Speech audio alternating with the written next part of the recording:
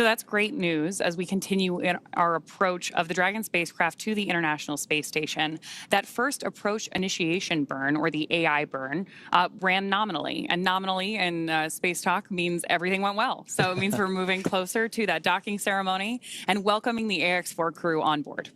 I love it. And so we'll continue to listen in and in hopes that they will continue to progress towards docking.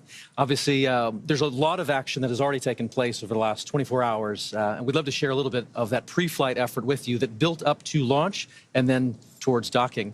So yesterday, June 25th, the AX-4 crew was driven from quarantine to Kennedy Space Center. Here you see a photo of them at a handover event. This is a special moment where the Axiom space operations crew officially hands over the crew to SpaceX before they go to the Falcon support building to suit up.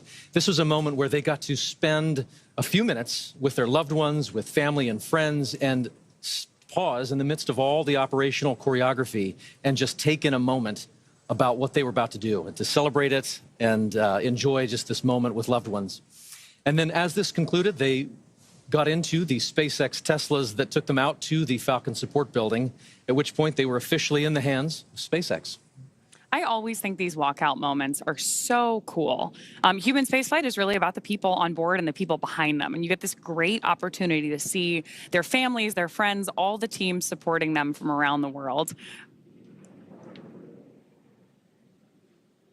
Speaking of which, this is a little video we captured yesterday, right before our crew walked out to enter the Dragon spacecraft. There they are exiting the Falcon support building, which is just about a half-mile away from their launch site, which was the historic Launch Pad 39A at Kennedy Space Center. That walkout moment is so iconic. It is part of every tradition of spaceflight. I love seeing it. So is this, actually. We've got a member of our closeout crew there with our two of our astronauts headed over to the pad in those two iconic Teslas. We've got our commander there looking very happy. Those smiles. Yeah, the crew getting to see Falcon 9 from the base before riding that elevator up to space. You can see we're also introducing a new tradition here. Each of our crew members has a boarding pass. Peggy's is gold because she is a frequent flyer on the Dragon spacecraft. So they're presenting those to the closeout team before signing the white room wall. And then ingressing or entering the capsule and getting ready for liftoff. We did have an on-time liftoff yesterday at 2:31 a.m. Eastern. And ever since then, so now for more than 24 hours, our AX-4 crew has been on their way to the International Space Station. Those boarding passes, as you just mentioned, are a fun tradition that adds to the layers of... Config, we can confirm we have intercom checks for all 4 seats now.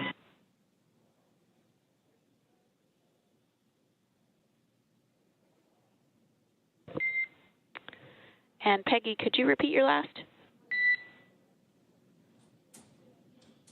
Just wanted to verify we had successful intercom checks, step 5.2, and suit donning and audio config. And we're just moving on. Okay, I copy successful intercom checks and suit donning and audio config complete and ready to move on. Good cut. So you'll hear us continue to talk from mission control here at SpaceX and the big loop, right? We've got NASA in the loop now too as we approach the ISS to our crew on board to perform comm checks. And SpaceX Dragon suit donning and audio config is complete for all 4 crew members. And to provide status updates. SpaceX copies. 4.010 suit donning and audio config complete for all 4 crew members.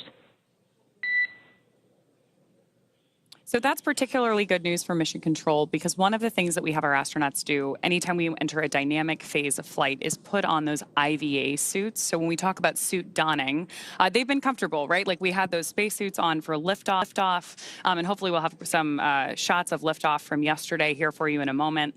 But we put those spacesuits on for liftoff, and then once we're safely in orbit, the astronauts can doff or take those suits off.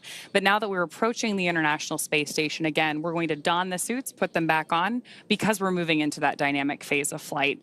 So we're getting some confirmation there from our crew to mission control that we're moving forward in each of these careful steps, preparing both the capsule and the AX-4 crew for docking to the ISS. And these are all good call-outs. Yeah, great to hear. Yeah. Perfect. I love it. We were talking about ingress just a moment ago. We'd love to show you shots of launch from yesterday. The teams at Kennedy Space Center, the SpaceX teams and the NASA teams, were able to get some great shots of this Falcon 9 and Dragon lifting off. This was also the second liftoff and landing for our booster yesterday, so pretty exciting to see that flight-proven launch vehicle once again flying from 39A. And there you have it, Grace taking to the air for the very first time. That's a good point, Paul. This is our fifth and final Dragon in the fleet, which received its name yesterday from our commander, Peggy Whitson. Great shots of our crew there on their way up to space yesterday.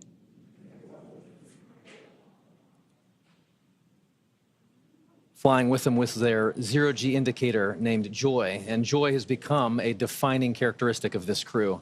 As you saw there, the smiles and the joy on the faces of the crew members as they experienced launch, felt that acceleration, and then ultimately the lack of acceleration, the silence of microgravity at the end of all of that ascent.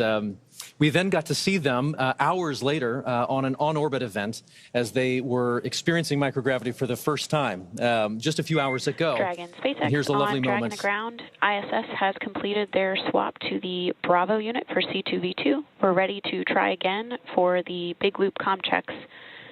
If you could change your seat to destination back to ISS, and we'll give it another shot. Inward.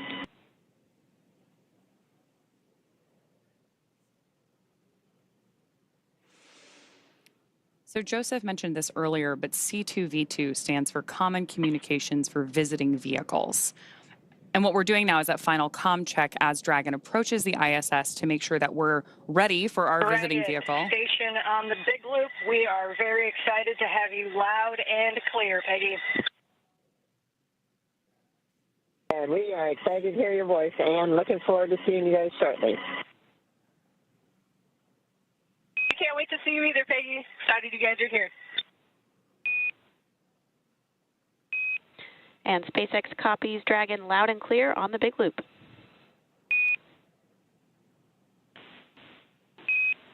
And Houston copies SpaceX, ISS, and Dragon on the big loop. And we have you loud and clear also, Houston. So that was an awesome illustration of the big loop. You just heard astronauts on board the ISS talking to astronauts on board Dragon, confirmed by Mission Control here in Hawthorne, and then confirmed again by Mission Control in Houston. That is why they call it the big loop. We're literally going around the world. It's great. We are. Everyone checking in, confirming that we're good, that we're ready to progress. And so obviously we'll continue to listen in, and hopefully that continues to call out what we need to hear to continue forward. So we were showing you shots of the crew inside the Dragon from earlier today. This is the four of them with their spacesuits off, as you mentioned. They doffed the spacesuits. This is in their other attire. And this was each of them taking a moment to speak to their country in their own language, as well as just acknowledge what it was like to see Earth Dragon, for the first time out those windows. On the big loop, you are go to begin your suit leak check procedure 4.011. 4.011 is in work.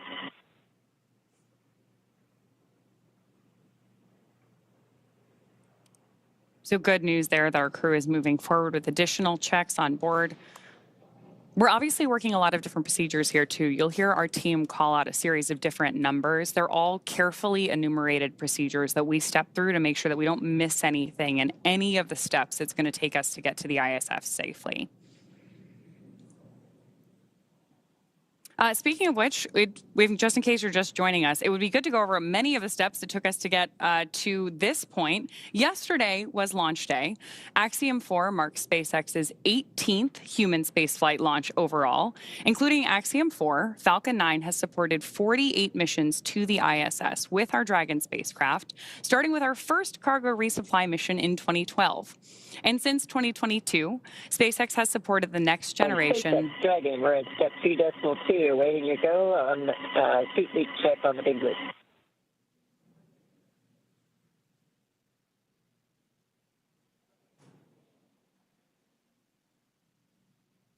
We're moving through that suit leak check procedure now. Dragon SpaceX on the big loop. You are go to initiate suit leak check. That's in work now.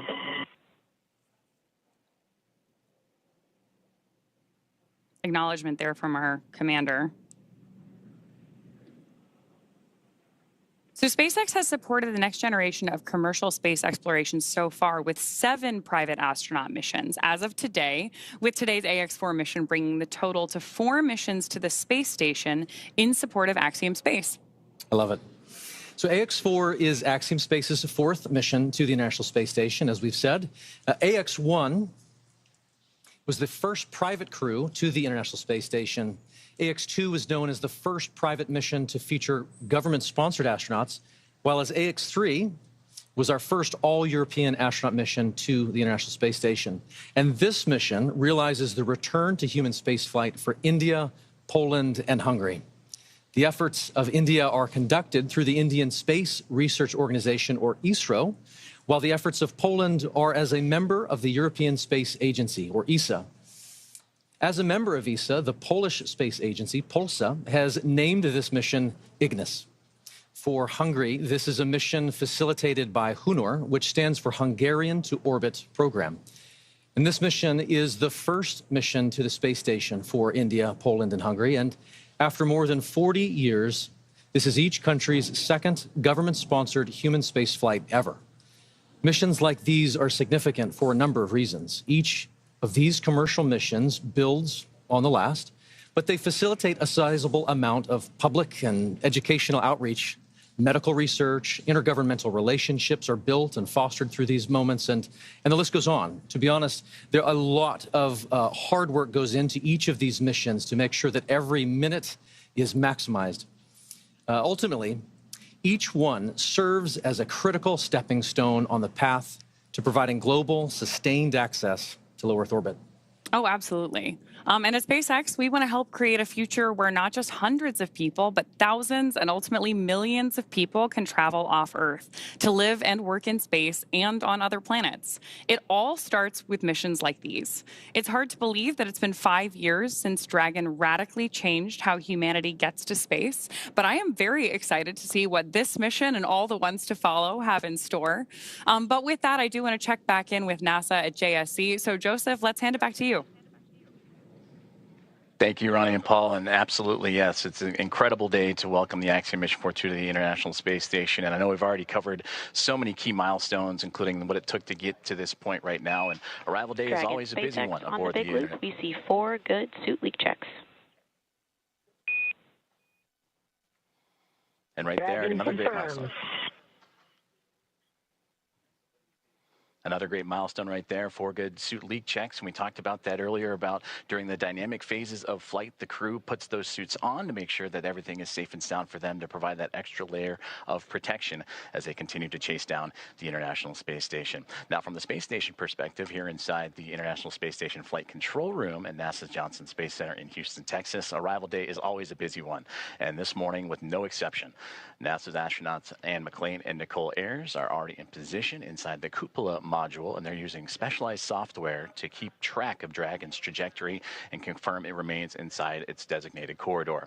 Now, the next key milestone that we're going to keep an eye on now is a course correction or a mid-course burn that's pretty much halfway between the AI burn, which went successfully a few moments ago, and then up to waypoint 0, which is really going to start those key gates that the Dragon Grace spacecraft will start navigating on its way towards the International Space Station and docking to that zenith port, that space-facing port of the Harmony module. Now, once Dragon is docked, Nicole Ayers of NASA will be the first one to begin the hatch opening operations. She'll start by opening the large hatch on Node 2. That's that zenith space-facing port we were talking about, and that gives the crew access to the pressurized mating adapter. From there, they'll begin pressurizing what's called the vestibule. That's the small space in between the Dragon and the space station hatches. This area was exposed to the vacuum of space before docking, so it'll need to be filled with air to be equalized with both the pressure, both for the spacecraft and anyone inside the space station to equal out and for those to pass through. Airs will then use a small valve on the station's hatch to gradually introduce air into that vestibule. And meanwhile, the flight controllers here in Houston will be closely monitoring the pressure readings to confirm that the seal is tight and everything is leak-free before giving the go for hatch opening. Now here inside the International Space Station Flight Control Room, the controller is already hard at work. They've been doing so all morning long and well into since launch, really, and beyond. NASA Flight Director Allison Bollinger and her Athena flight team are leading operations here in the International Space Station Flight Control Room in Mission Control. And then seated to my right, to their right is the Capcom, who you'll hear communicating to the teams on the International Space Station, a part of that big loop. You heard the comms checks multiple times between SpaceX, Dragon Grace, International Space Station, and the teams in Houston, so we're all on one single line of communication. Now, taking a look at who's aboard the International Space Station, we heard them mentioned a little bit earlier on, and currently aboard is the Expedition 73 crew members. And they are led by Commander Takuya Onishi, who is on that far right-hand side. And several members of this expedition crew have celebrated some key milestones for him. For Takuya, he celebrated 200 days in space about 2 weeks ago. Up next is NASA's Anne McClain. She is sitting right in front of Takuya on that right-hand side. She recently celebrated 300 days in orbit this past week.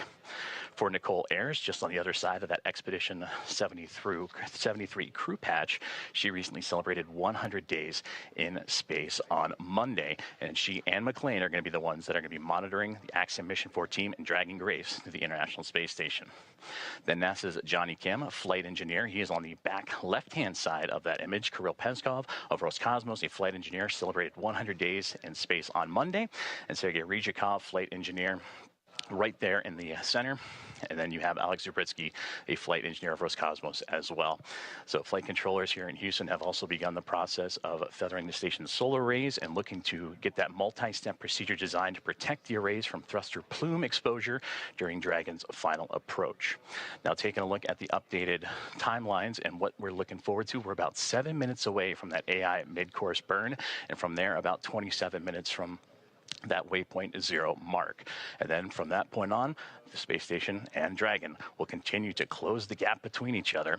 And then about 1 kilometer away will be the two vehicles, and that'll be in about 13 minutes from now. So again, a lot happening surrounding Dragon Grace and the Axiom Mission 4 crew, as well as those aboard the International Space Station.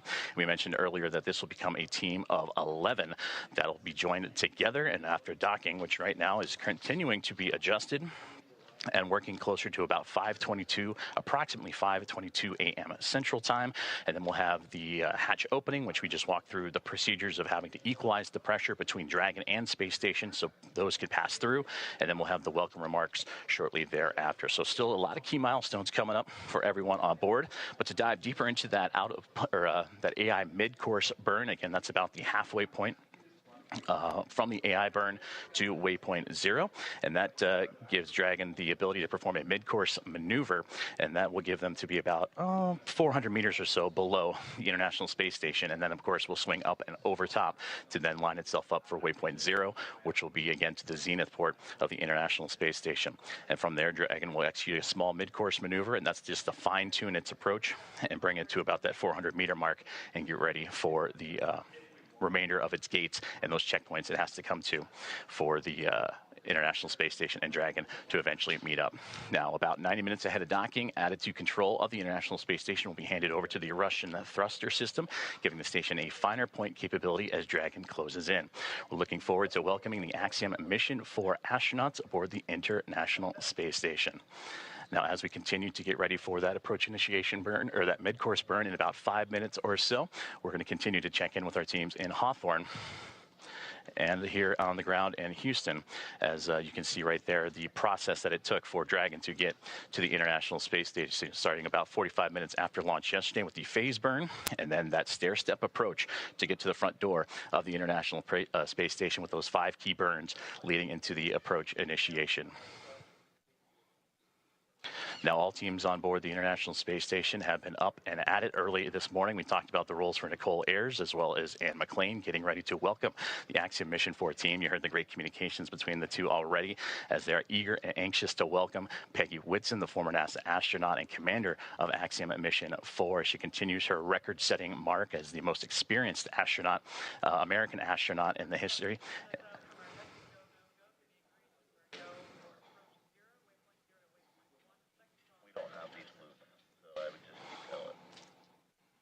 currently listening into the loops of here. The teams on the ground as they're getting ready to do a go, no-go for waypoint 0, and Dragon's continued approach to the International Space Station.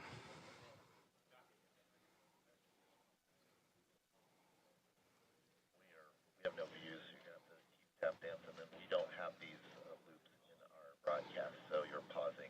There's no loops in the broadcast. As we continue to follow along and continuing to tune in, we take momentary pauses just to listen into both the big loop of communications as well as the communications here in Houston and in SpaceX. As again, the team's pulling a go, no go for the International Space Station side of things to get ready for Dragon's arrival to the International Space Station. As I mentioned, once the mid-course maneuver is complete, it's then on to waypoint 0 and getting them to that 400-meter mark. And hopefully we can take a look at a little bit of that graphic of what's to come for the Dragon Grace and the team aboard Axiom Mission 4. And you see there, waypoint 0, about that 400-meter mark just outside the approach ellipsoid, that 400 kilometer by 2 kilometer by 2 kilometer invisible oval ellipsoid outside of the International Space Station, one of 2 imaginary boundaries that the Dragon will have to pass through, and then of course it'll make its way onto the keep out sphere, and that's that 400-meter mark that we've been talking about, and that's where it's zeroing in on right now. So we've completed the approach initiation burn, which had them about 7 kilometers below the International Space Station, and now about 2 minutes and 45 seconds away from that mid-course burn, and we'll continue to track as Dragon and Grace continue to fine-tune itself and get ready to go and connect itself for the International Space Station. Now, of course, before Dragon is given permission to move inside the approach ellipsoid, the spacecraft configured to be known as what is a 24-hour safe trajectory. And this means that if Dragon were to lose control in its thrusters, it would be at least 24 hours before it could move inside the approach ellipsoid again. But again, those upcoming milestones, everything continuing to press on along as Dragon, so far so good, as it continues its chase down of the International Space Station.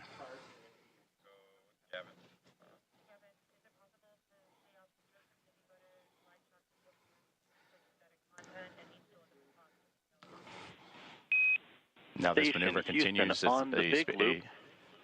We are about 1,900 meters away and about 10 minutes out from having you jump into 1.102.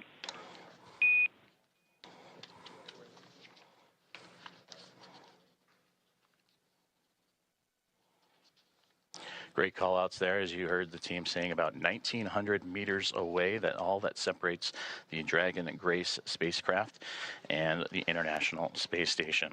Now, as Paul and Ronnie have mentioned, that this is the 4th private astronaut mission, the first since January of 2024, and that was when Axiom Mission 3 would arrive aboard the orbiting laboratory. Now, from AX1 through AX4, once they are aboard, the teams will have welcomed 14 different... Copies, 10 minutes. Houston Station, copy 10 minutes until step 1 of the procedure. And continuing to track about now 55 seconds away from that AI mid-course burn. And was saying from AX1 through AX4, the International Space Station will have welcomed 14 different private astronaut crew members representing 11 different nations, and showcasing again how private astronaut missions truly expand access to the space station for more nations, people, and opportunities. And we'll continue to tune into all of the loops here inside of the International Space Station flight control room as we await the AI mid-course burn. And now standing about 20 seconds away as it continues to fine-tune, Dragon Grace continues to fine-tune its path towards the International Space Station.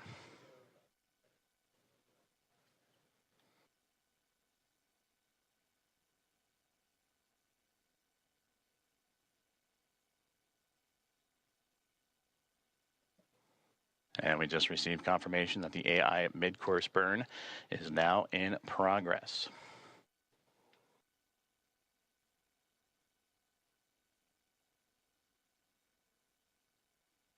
And again, this is done about halfway from our starting point, which was the approach initiation burn, and that'll get Dragon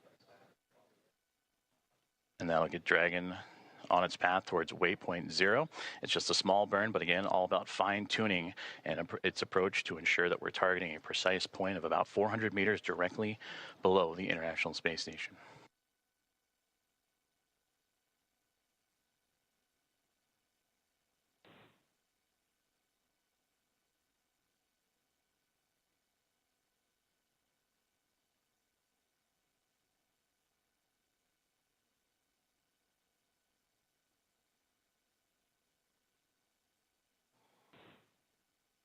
As you can see on your screen, the team on the right-hand side is those working and monitoring the AI mid-course burn, as well as the teams on the left. On the right, that is the International Space Station Mission Control Room here in Houston, Texas. And on the left-hand side, the SpaceX teams and their Mission Control Room in Hawthorne, California, as we continue to follow along with the AI mid-course burn, now a little over a minute and 20 seconds in.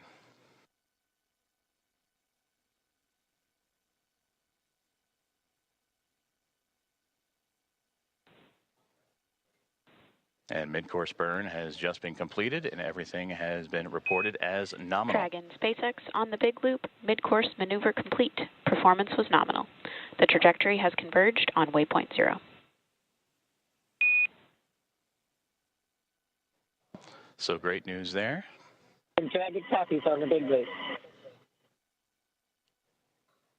And confirmation from Dragon Grace, and you heard Commander Peggy Whitson relaying down to the ground. And now the next milestone that we're zeroing in on is waypoint 0, which will be about 18.5 minutes from now. Is that slow but methodical approach for Dragon Grace and the Axiom Mission 4 team continues to make its way towards the International Space Station. And with that, we'll check back in with Ronnie and Paul back in Hawthorne. Awesome. Thanks so much, Joseph. I'm loving all of these check-ins that we're getting about Dragon's progress on its way to station, how the crew is doing, hearing these call-outs from the nets. But I'm getting really spoiled today because you had great stories about the crew while we were here in kind of like our pre-show warm-up. And I would love to hear a little bit more about how you followed along the AX4 crew in like the 10 months leading up to this. Absolutely. And really like followed their preparations and everything that brought the crew to today. Certainly. And so there's obviously a large team that facilitates all of the operational training flow and helping prepare them for this moment. We have a unique opportunity to document that and follow that story with them quite literally around the world over the course of all of that training. And I think it's just interesting as you get to know each of the crew members, just to understand, like, in the midst of all of this operation, in the midst of all of the timing and the coordination, there's still 4 humans inside Dragon, each with their own personalities, each with their own ambitions and characteristics, and they add to what becomes the mission. In the crew, right? Exactly. Like they become one crew, which is AX4. Yeah. Absolutely. So Peggy, I would argue, is a consummate leader. I mean, if you know anything about her, you likely know she has record after record of human spaceflight, and it is. And here we are actually seeing some views of the ISS, of the International Space Station, from Dragon.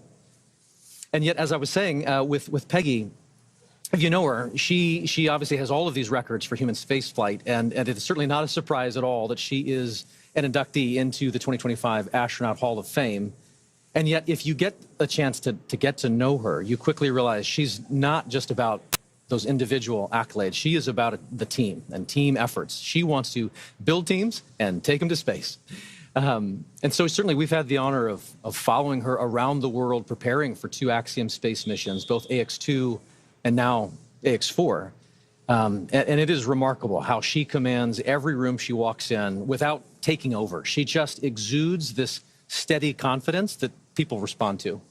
Speaking of how she is commanding the capsule, we just had a great shot of her inside of the Dragon spacecraft, looking up at those touchscreen displays. And so we're going to keep bringing you views like the one we have on your screen right now of the International Space Station whenever we have ground station coverage. When we have good views, we'll obviously share them with you. This one is particularly cool because we're watching the International Space Station come into focus through a camera that is under Dragon's nose cone. So right after we got through launch and orbital insertion yesterday, we deployed the nose cone and exposed those docking hooks that we're going to use for the hard capture. Station Houston on the big loop. Dragon range is approximately 1,000 meters. Monitor long-range approach per steps 1 to 4 in 1.102 Dragon approach and retreat monitoring. ISS crew is now primed for vehicle approach monitoring.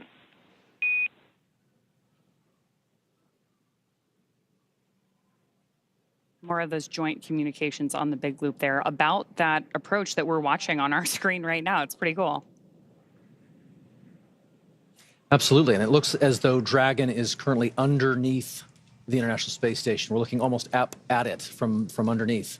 Yeah, and we had those great graphics earlier that showed how we're balancing this really careful geometry and approaching each step with these methodical burns.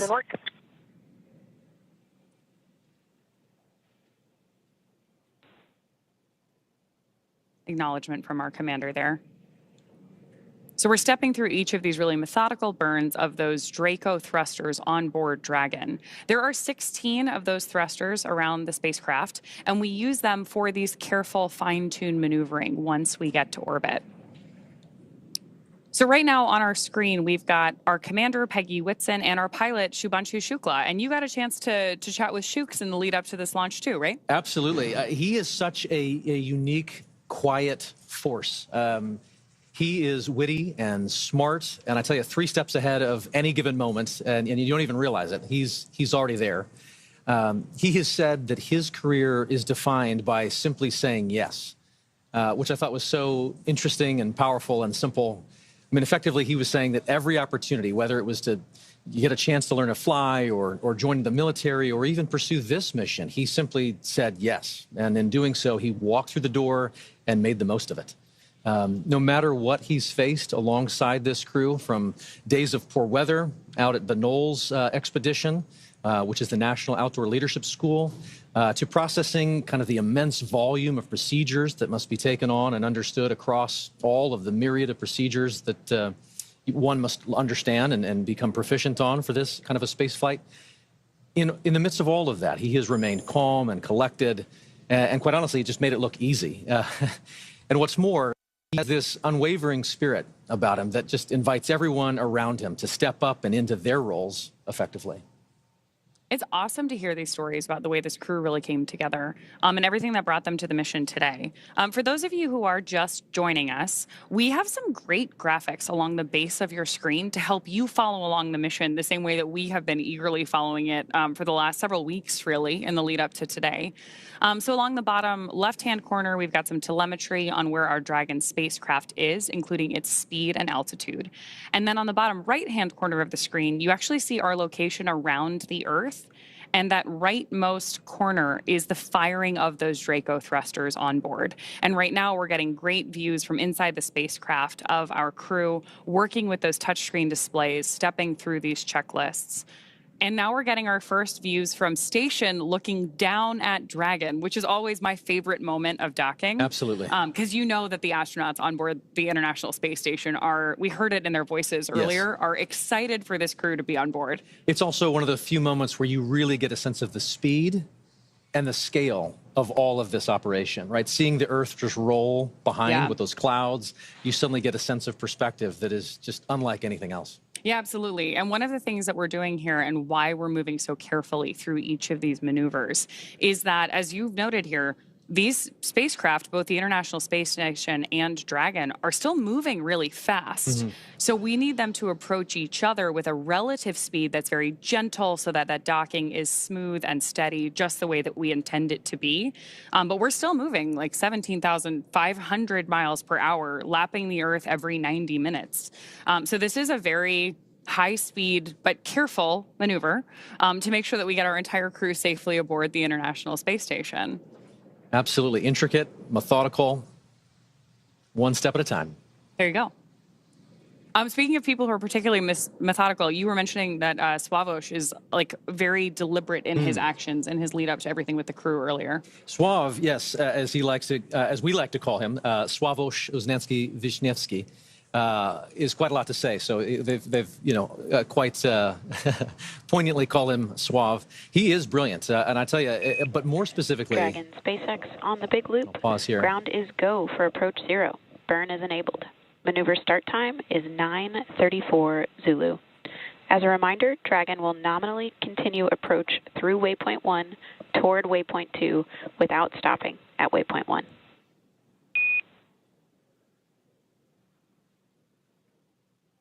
And there we have And another. Dragon copies all, and we're go for the approach as well. Another call out between Core and our commander, acknowledged by Commander Peggy Whitson.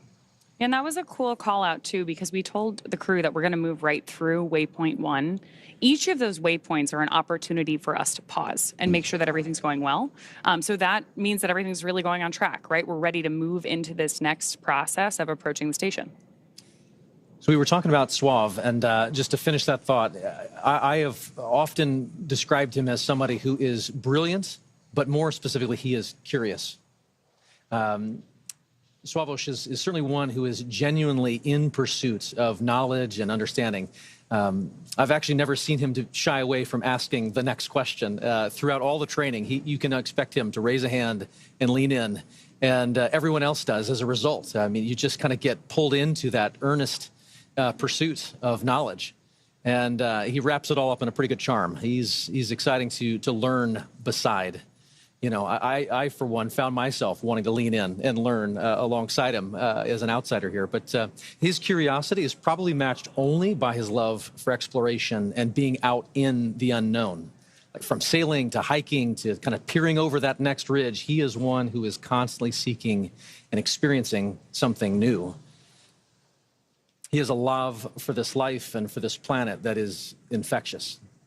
One can only imagine how that perspective is growing as he's looking out the window and seeing the Earth and perhaps even maybe the ISS at this point outside Dragon. Oh, yeah, absolutely. I mean, speaking of his love of something new, 3 of the crew members that we have on board AX4 are first-time flyers to low Earth orbit and to the International Space Station. So very excited to hear their take on both being up there and then everything they have to share with all of us once they return. So with that, can we round out some stories here for our 4th crew member? Absolutely. So Tibor, he is an incredible thinker. You can just see him process any information and immediately then begin to put it to use. He is someone who just grabs and goes. But also, even more than that, he's someone who really feels things deeply. He cares about what this mission is. He cares about what it means for all those back home in Hungary. He's got a very high emotional intelligence, I would say. He can read the room in an instant. But I tell you, his gift to humanity is to then be able to elevate and brighten everyone around him. I don't know of a single instructor, maybe ops team member, or even medical support staffer who doesn't smile when they think of Tibor Kapu. And I also tell you, he is tireless. There is quite a lot that he is capable of and responsible for, and that is invigorating to just see him approach every step of everything he's asked to do with diligence. And there were a lot of steps in the lead up to this for our crew. Astronaut preparation is extensive, from training that's specific to each crew member's role to learning SpaceX protocols, space station systems, and preparing for the science and outreach activities they'll be conducting in space. Private astronaut training is pretty rigorous. So in addition to the work that they did in the field, like you mentioned with the National Outdoor Leadership School, or NOLS. Station Houston on the Big Loop. First step, 1 of 1.102. Can you please confirm Dragon is in sight and give us an attitude assessment?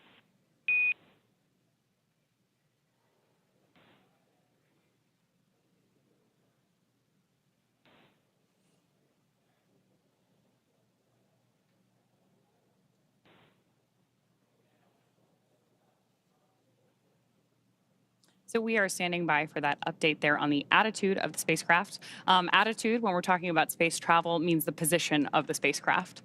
So with that, I do want to bring it back to the training, because this crew on board AX4 spent 35 days training inside Dragon. To prepare them for flight, our teams at SpaceX spent the last several months teaching the crew about orbital mechanics and how to live inside the Dragon spacecraft. Well, this was more of a review for Peggy Whitson. For the rest of the crew, as we mentioned, this is their first time flying to space. Our training program includes nearly 100 different lessons covering all aspects of the flight. The crew spent time inside our Dragon training spacecraft to run simulations of ascent, space station rendezvous, which we are doing right now, and reentry. And they also spent time at the launch pad in our suit-up room and working through emergency procedures that would be necessary in the unlikely event of a pad abort. And in addition to the critical training from SpaceX associated with... on the Big Loop, come check. Houston reads you loud and clear.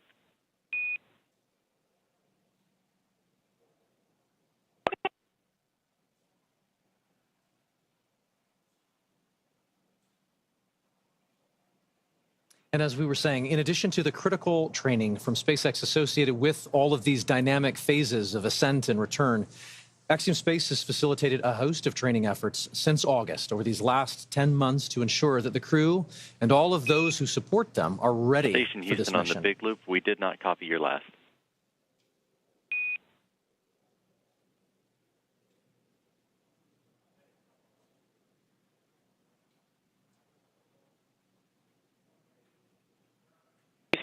station on the big loop. We have Dragon in sight, and attitude looks nominal. Houston copies. That's a good report. That is a great report. It's always nice to hear those confirmations, especially across the big loop, because we are coordinating so many teams for missions like this. Absolutely.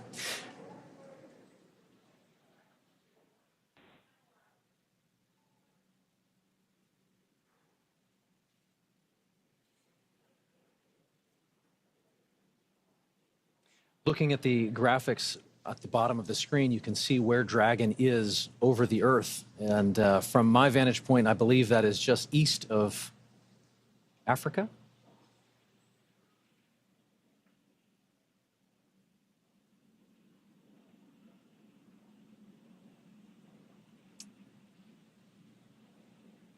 I think one of the things that's the most striking to me is that as we watch all these different visuals come into play, which again, we are bringing you whenever we have them. So when we've got good views, we're sharing them with you. We're really seeing how quickly Dragon is approaching the station. At 429 kilometers above the Earth, they are continuing to raise that elevation, that altitude, and get closer and closer to where they'll be working and living for the next 2 weeks. But again, these visuals just tell an amazing story of where we're going and what we're doing, where low Earth orbit is. It is hard to really comprehend and wrap your mind around the idea of living off planet, and yet visuals like this start to help you make that real. Oh, absolutely. And hearing commentary like we did earlier from that on-orbit check-in, it was great to hear how quickly even the crew was saying they were learning how to do things in microgravity, especially because we have so many first-time flyers on this mission. Hopefully, first time, but not the last. We have a repeat with our commander, Peggy Whitson, as well. Absolutely. A little bit of joy goes a long way, and overcoming some of those probably initial sensations and adjusting to microgravity. Shubhanshu had mentioned that it was taking a minute to kind of collect himself and find his space legs, but clearly they are all in good spirits and getting ready to get very active on board the International Space Station. Which I'm sure will also be like an acclimation process, right? Absolutely. They've gotten used to Dragon. They've been in flight now for more than a day. All told, from launch to rendezvous at the station, we're looking at about a 28-hour flight.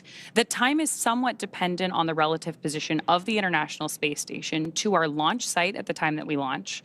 But for any time that we're rendezvousing or meeting two spacecraft in orbit, we do have an instantaneous launch window. So we know how long that trip is going to be at the moment that we lift off. And the entire crew operations plan is built around filling that time effectively so that they're well acclimated on board the Dragon spacecraft while they approach the International Space Station.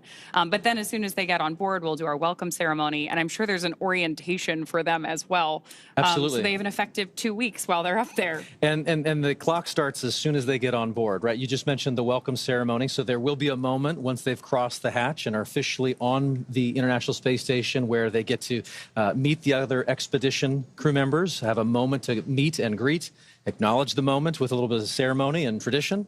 There might even be some pinning of astronaut pins to go around. But then they get right to work. Certainly, I know that there are steps where they take to just kind of acclimate to the station, where the commander is going to take them around and make sure that they're clear on roles and responsibilities. But then again, the red line begins, and they are chasing it for the next 2 weeks, trying to accomplish a host of research efforts and outreach events. It's a full couple of weeks ahead of them. We also have a full couple of hours here ahead of us before we get to that part. Yes. We are less than a minute away from approaching waypoint 0. So I do want to check back in with NASA. Joseph, why don't you give us an update on where our spacecraft is relative to the ISS? Thank you very much, Ronnie and Paul, as we here in the teams at the International Space Station Flight Control Room tracking the arrival to waypoint 0 for Dragon Grace and the Axiom Mission 4 team, which They have just now hit that mark, which means approximately 400 meters directly below the station. And we can see those wonderful views now, and you can really see that high resolution of Dragon Grace continuing its methodical approach to the International Space Station. We're still tracking a docking time of about 5:18 a.m. Central Time, 6:18 a.m. Eastern. And you mentioned the hatch opening, and then as well as the welcome remarks shortly to follow. Hatch opening roughly about 2 hours or so after the initial contact and capture. And then when the hooks drive, the 12 hooks that are on the bulkhead there of the SpaceX Dragon will connect itself and create that hard mate, sealing itself to the orbiting laboratory. And once the pressure checks and seals will be done, then everything will be pressurized and ready to go. So waypoint 0 has been achieved, and now they're making their way on to waypoint 1. But you heard earlier on the loops that they have received the go to proceed past waypoint 1 and head straight on to waypoint 2. And that means they'll continue to swing up and above the International Space Station, and then what would have been a pause at the 220-meter mark, they'll continue to press forward and look to get to about waypoint 2. And waypoint 2's arrival will be just right on the doorstep of the International Space Station, Dragon, about 20 SpaceX meters away. On the big loop, approach 0 has started, and the trajectory has converged on waypoint 1. Expect arrival at waypoint 1 at 10:09 Zulu.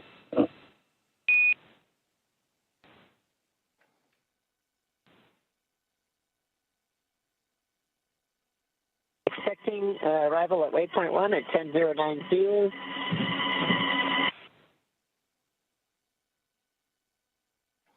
And there you heard it right there, that they are continuing to move on along and get ready to approach what would be waypoint 1, which that milestone will be in about a little less than 40 minutes from now. As you see right there on your screen, the Dragon Grace spacecraft continuing its methodical approach to the International Space Station. And of course, the 7 members aboard Space Station right now, looking forward to welcoming Commander Peggy Whitson, pilot Shubhanshu Shukla, as well as mission specialists Sławomir Uznański-Wiśniewski and Tibor Kapu to the orbiting laboratory. And a welcome back to Commander Peggy Whitson. This will be her 5th time in her 5th space flight. All of her space flights, whether the previous 3 with NASA and now 2 with Axiom Space, all key components and key missions involving the International Space Station.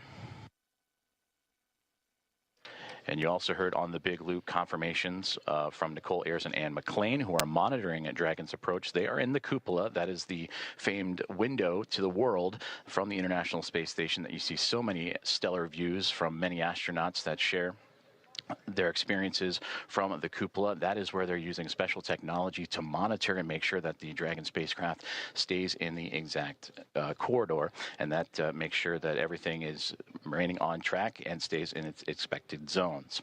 Now, as we continue to march towards waypoint 1, and again, they will bypass waypoint 1 unless they need to make that pit stop to make sure everything is fine-tuned and ready. Once Dragon continues through waypoint 1, waypoint 2, and then eventual capture, Nicole Ayers will be the primed NASA astronaut to start the hatch opening process. And that'll begin by opening the large hatch on the Node 2 Zenith port. That is the port facing outer space, and that gives them access to the pressurized mating adapter. And there, Ayers and McLean and company will then move in and make sure that everything is sealed up once checks have been done and the relative dampening motion has been removed between Dragon and its connection to the International Space Station.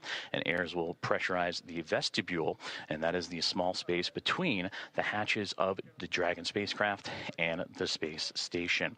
Now, that vestibule has been exposed to the vacuum of space, and that was all due to prior to docking. So the crew will need to fill it with air to make sure its pressure is nearly equal with the atmospheric pressure on Dragon and in the station. That pressure, similar to what we experience here on Earth at sea level, about 14 psi is what they need to bring it up to, again, from the vacuum of space. And that's where Ayers will use a small valve on that station's hatch to slowly introduce the air into the vestibule. And flight controllers here in Houston will monitor and verify that pressure readings, and everything is making sure to be leak-free before we get ready to open up the hatches. As you can see, Space Dragon Grace making its way with the nose cone open, and you can see that strobe in the middle And it's always fascinating to watch. Now during an orbital daytime, you can see the sun shining brightly on the spacecraft and the thrusters firing, and you can follow along in that bottom right-hand corner which thrusters are being activated again to fine-tune Dragon's path to the International Space Station. But seeing that strobe, always fun when it illuminates from the Dragon perspective on the International Space Station, and we may get some of those great views closer to docking. And again, that docking time tracking closer to 5:18 a.m. Central Time, 6:18 a.m. Eastern, and that is where the soft capture will connect, and then the hooks will drive, the 12 hooks in 2 sets of 6 will drive and form the hard mate and bring Dragon and the space station closer together before the leak checks, the umbilicals for communication and power, everything will be connected, and then the pressurization of that vestibule from NASA astronaut Nicole Ayers and team will begin.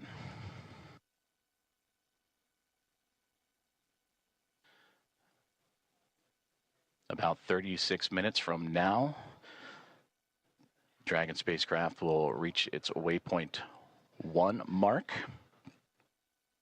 And again, that's where the spacecraft will swing up and above the International Space Station, as it'll be docking to the space-facing or zenith port of the Harmony module.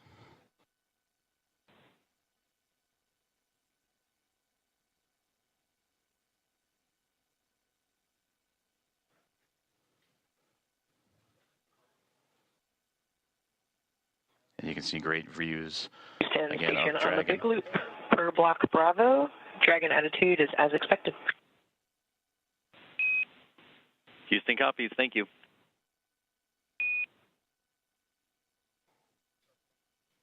And great communications there. Is everything going to plan for Dragon Grace? And you can see those thruster firings, those plumes of gases that are helping the spacecraft navigate its way from waypoint 0 to waypoint 1, and as mentioned, it's going to go up and over top of the International Space Station and then align itself to that zenith port, and then it'll make its way onto waypoint 2.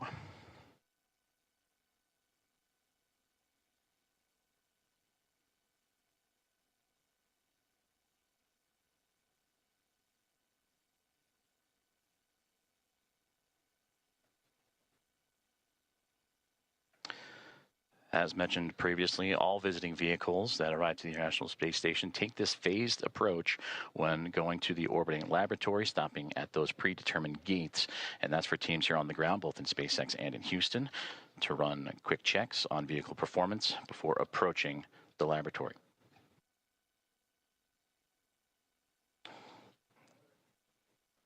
And there you can see that strobe effect we were talking about just a moment ago as it illuminates the views from the International Space Station looking at the Dragon Grace spacecraft as it continues its methodical approach to the station, as they are now just in the southernmost regions of Australia and making its way into the Pacific Ocean.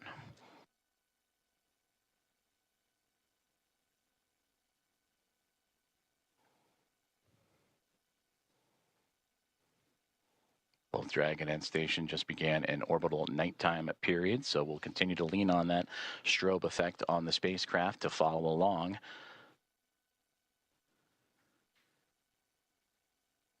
As Slow and Steady continues to win the race for these docking operations between Dragon and the International Space Station, and of course always requires a great deal of precision to make sure that we're keeping the spacecraft and the crew safe. And there's a great look inside of Dragon Grace, and then the view from the spacecraft now looking to the International Space Station, and those slight glimpses of daylight left before both the orbiting laboratory and the spacecraft completely enveloped in darkness during the orbital nighttime period. You can see the radiators. That's what's most prominent in the view of the International Space Station. And at the very top of this view of the International Space Station, you can see what was Dragon Endurance. That is the Dragon spacecraft vehicle that Crew 10 took to the International Space Station back in March.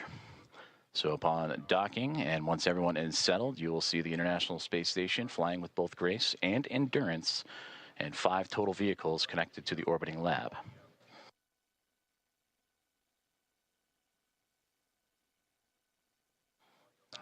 view inside of the Dragon spacecraft, and you see from just over the shoulder of Peggy Whitson and Shubhanshu Shukla, the commander and pilot, as they are continuing to monitor the progress of the spacecraft. And there, the final faint views of the International Space Station before the orbital nighttime period. And as mentioned, these two chasing each other just off the southeast coast of Australia as we speak.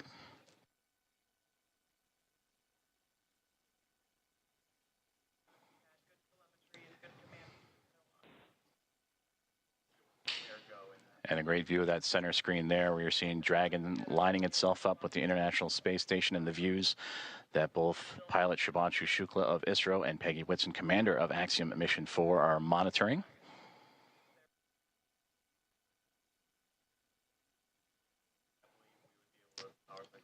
Now approaching about 31 minutes until we reach waypoint 1.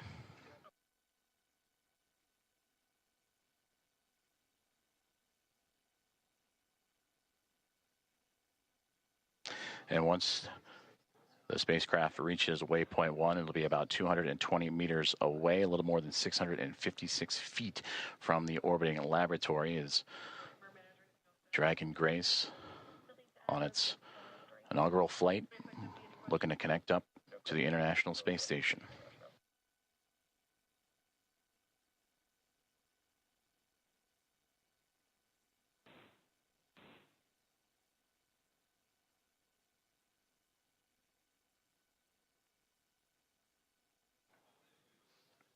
Before we reach waypoint 1, which will be in about 30 minutes from now, the teams here on the ground, about 10 minutes outside of that milestone, will conduct a go, no-go poll, which we've been talking about throughout today's broadcast, just that step-by-step process, that slow and steady methodical maneuvering of the spacecraft to connect to the orbiting laboratory.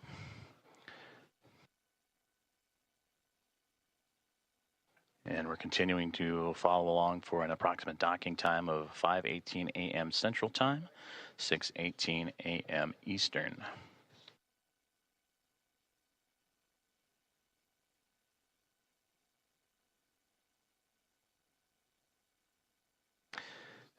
And the only light you're seeing from that shot was bouncing off of the International Space Station and what it provided, but now inside Dragon Grace and its Axiom Mission 4 crew of Peggy Whitson, commander, Shubhanshu Shukla, pilot. That's who you see in the field of view there, just that over-the-shoulder shot as they monitor Dragon's maneuvering towards the space station, but also joined alongside by mission specialist Sławosz Uznański-Wiśniewski and Tibor Kapu, respectively, of ESA and Hunor.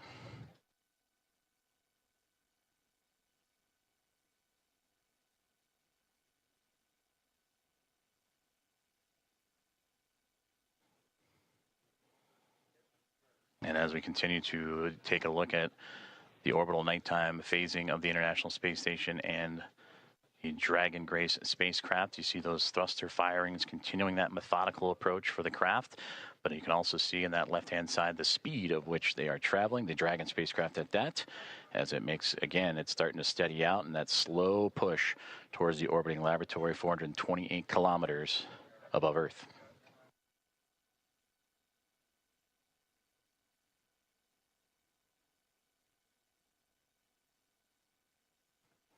Once aboard the orbiting laboratory, the Axiom Mission 4 crew will participate in about 60 research investigations representing 31 countries, and more than 24 of those experiments supported by the ISS National Laboratory.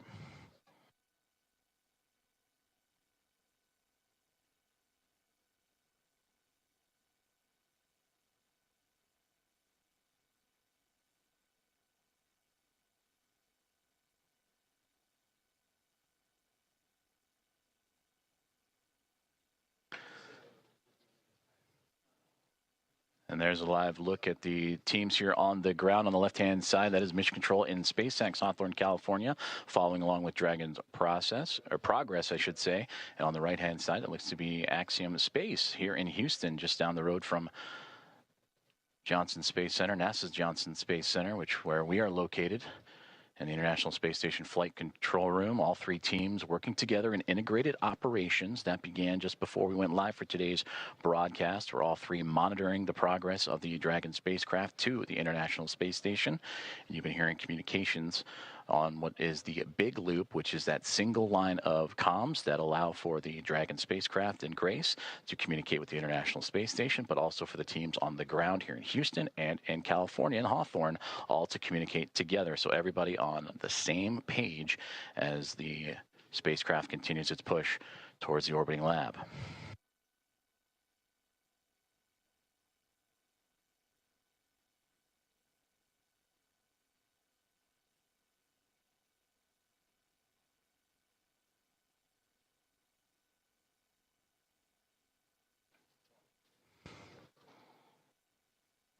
We are about 26 minutes away, a little bit north of that, until we reach waypoint 1 for Dragon Grace. As you can see, some of that telemetry and data populating the screens inside of the spacecraft that the team on board are carefully monitoring.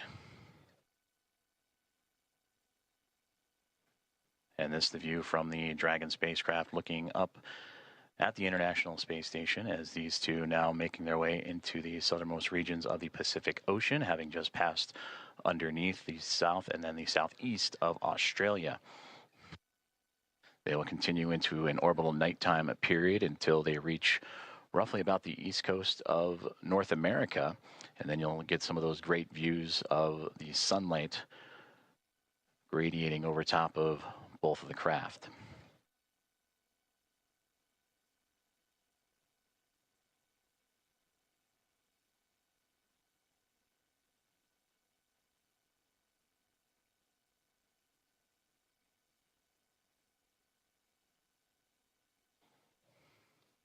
So far, everything performing nominally for the SpaceX Dragon Grace spacecraft as it continues its push towards the International Space Station, and what's been quite the journey for them. You heard earlier that this, since launch all the way up to the anticipated docking time, will be about a 28-hour process, 29 hours or so. So a lot has happened in a short amount of time as the teams in Hawthorne, California on the left and the teams on the right-hand side in Axiom Space working together with those here in Houston.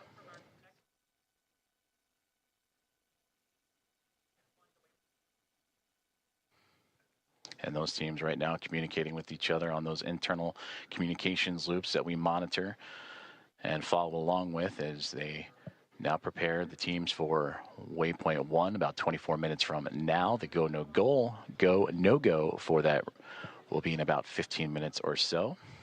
And we'll keep an ear out for those comms as, again, Dragon starting to slow down its approach towards the International Space Station, a very methodical journey that all started shortly after launch, what was yesterday morning at 1:31 a.m. Central Time, 2:31 a.m. Eastern.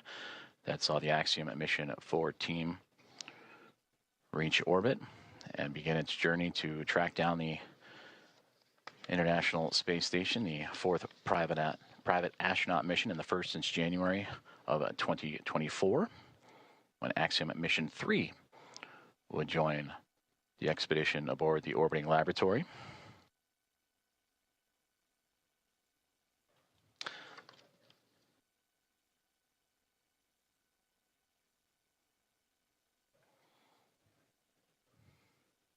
On board the International Space Station, the crews, they were up and got right into preparing for Dragon's arrival. NASA's Anne McClain and Nicole Ayers, who you've heard at times on the big communications loop talking to all parties.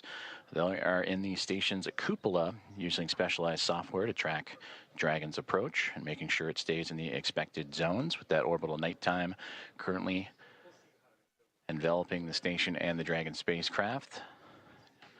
They're keeping a close eye, and of course from the space station perspective, and we'll see it as we receive video communication, that strobing effect, that strobe light on the front, and that forward nose cone of the SpaceX Dragon to help illuminate its path and help keep track.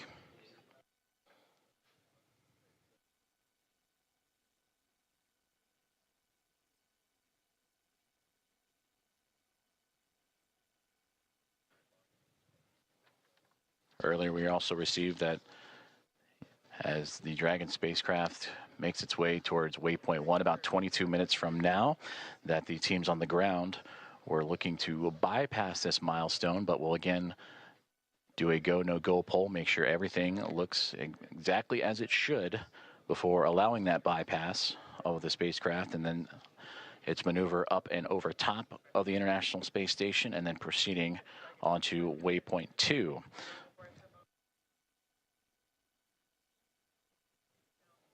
And a great graphic of the International Space Station, and just below it, the Dragon spacecraft is, again, they are making their journey across the Pacific Ocean, traveling over 26,000 kilometers an hour and 420 plus kilometers above the Earth's surface.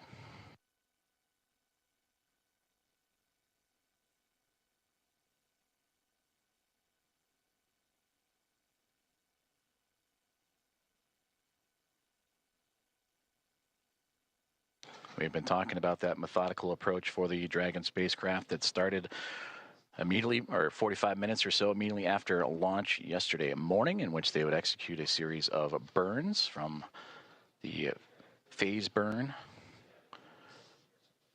to the boost burn, co-elliptic, or close burn, transfer, and co-elliptic burn. Those 5 burns allow for the stair-stepping of Dragon to climb up in altitude, but also to close the gap, the distance between the International Space Station and the spacecraft itself. And that is what's led us up to this morning. The approach initiation burn started just shortly after the start of this broadcast, in which Dragon, in integrated operations with SpaceX and NASA working together with Axiom Space, all monitoring closely as Dragon Grace continues its way towards the orbiting lab, and looking to turn a crew, the Expedition 73 crew of 7, into a total of 11, a full house above the orbiting lab.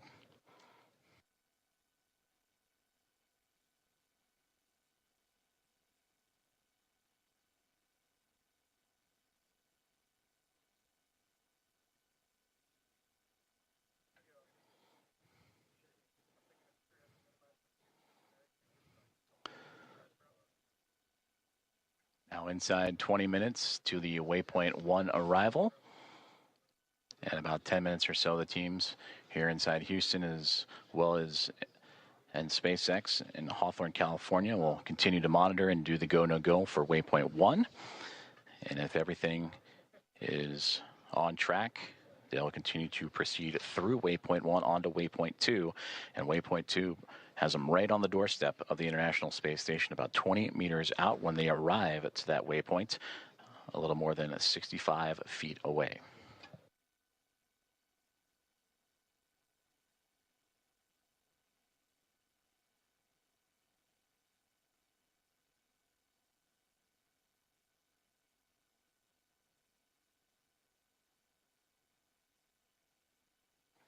If you are just joining us, we are continuing to follow along the progress of Axiom Mission 4 and the 4 astronauts aboard, Commander Peggy Whitson, pilot Shubhanshu Shukla, and mission specialists Sławosz Uznański-Wiśniewski and Tibor Kapu, the 4th private astronaut mission, and the first since January 2024, to make its way towards the International Space Station, in which they will spend approximately 2 weeks doing research investigations and outreach activities, expanding commercial space. We are tracking a docking time of approximately 5:18 a.m. Central Time, 6:18 a.m. Eastern. The next key milestone that we are keeping an eye on is the arrival of the spacecraft to waypoint 1.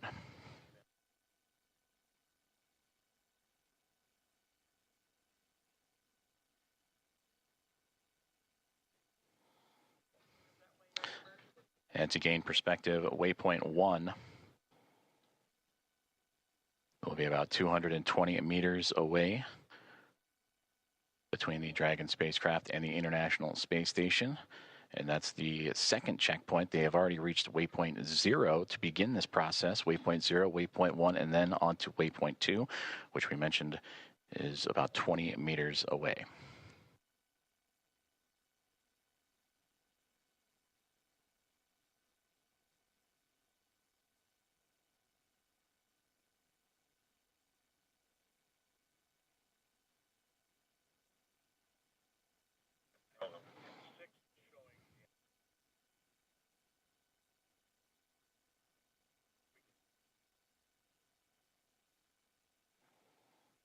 Okay, just bring your head down.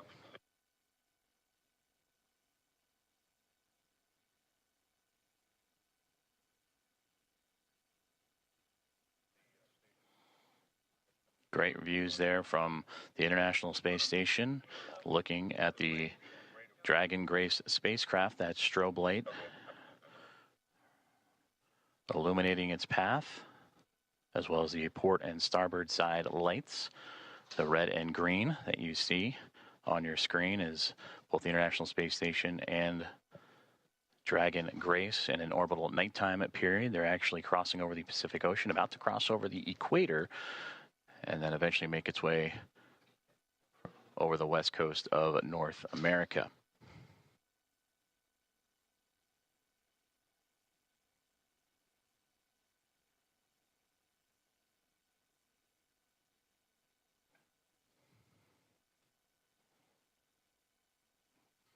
We'll start to see the spacecraft and the International Space Station once again become illuminated with an orbital sunrise. In a few more moments, that'll occur as they continue their journey over the Pacific Ocean. And for the Dragon spacecraft, approaching waypoint 1, now about 15 minutes from that point.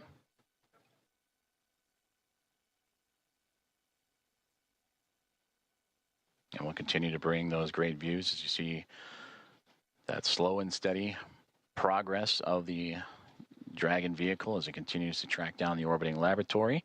And on your screen, you see the speed and altitude, where it is over the Earth in current relation. But on that far right-hand side, that's the thruster firings. And you just see those illuminate every so often as Dragon continues to fine-tune its path towards the International Space Station.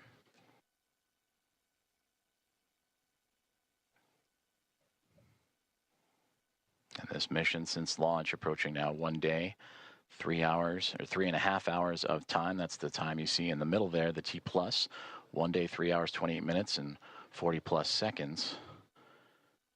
As the crew aboard, anxious and ready to join the Expedition 73 crew aboard the International Space Station. And as we take a look at those crew members and introduce them to you, that'll welcome the Axiom Mission 4 team. They're led by Commander Takuya Onishi of JAXA, the Japan Aerospace Exploration Agency, who just recently celebrated about 2 weeks ago his 200 days in space. Anne McLean, NASA flight engineer, will be there as well. Her and Nicole Ayers, the two NASA astronauts monitoring Dragon's approach to the International Space Station. For McLean, celebrating 300 days in space last week. And for Nicole Ayers, this past Monday, celebrated 100 days in microgravity. They're also joined by NASA astronaut Johnny Kim, flight engineer, and Roscosmos cosmonauts Kirill Peskov. For Peskov, he would also celebrate 100 days this past Monday as a part of the Crew 10 team. And then Roscosmos cosmonauts Sergei Ryzhikov and Alexei Zubritsky also joining the cadre of 7 astronauts and cosmonauts aboard the International Space Station.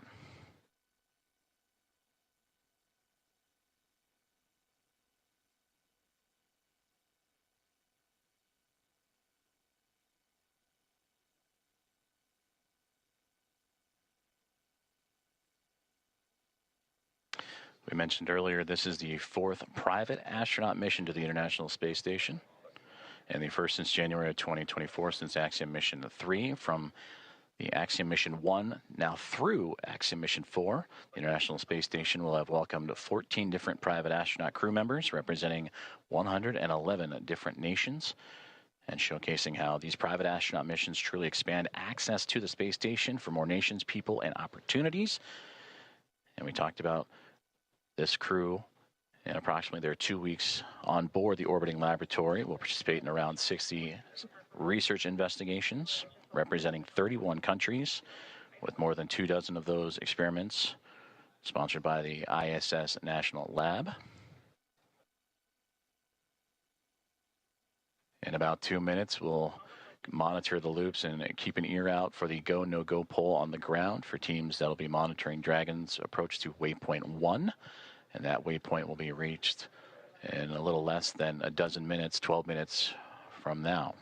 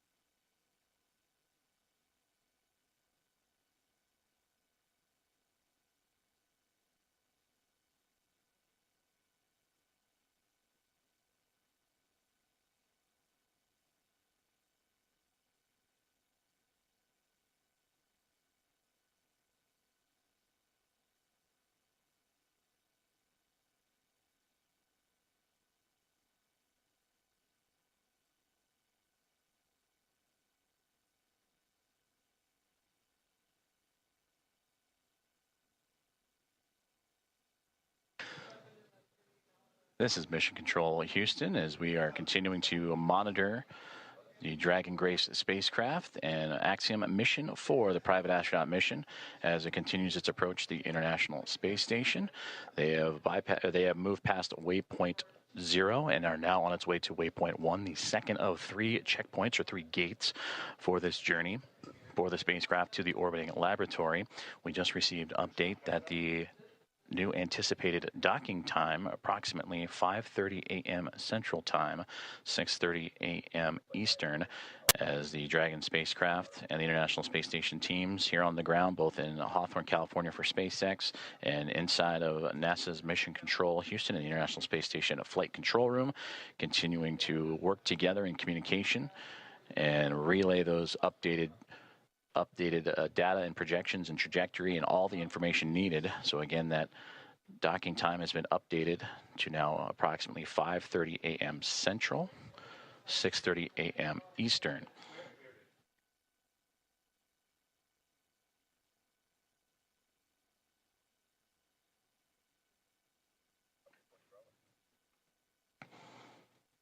And the flight control teams here in Houston and listening in on the loops on overall communications have just pulled go for Dragon's approach to waypoint 1, and they will reach that milestone waypoint 1 in about 9 minutes from now.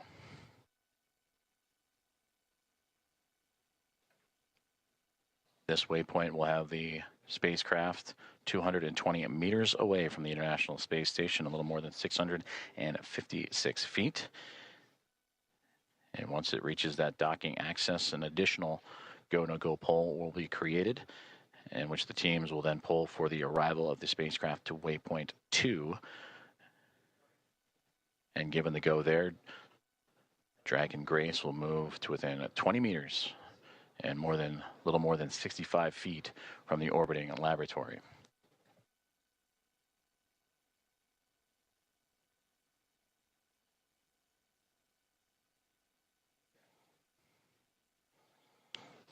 And earlier we also had communications that if everything goes to plan and Dragon continues to remain on its trajectory, that they would bypass waypoint 1 and go straight from 0 to waypoint 2.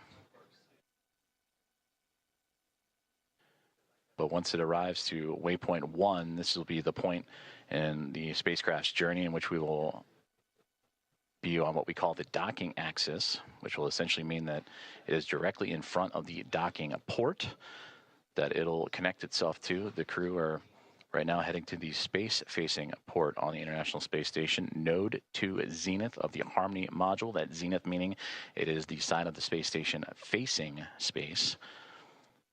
So its journey brings it from underneath the International Space Station, Dragon Grace, to swinging up and over top of it, and then arriving at that docking access en route to waypoint 2.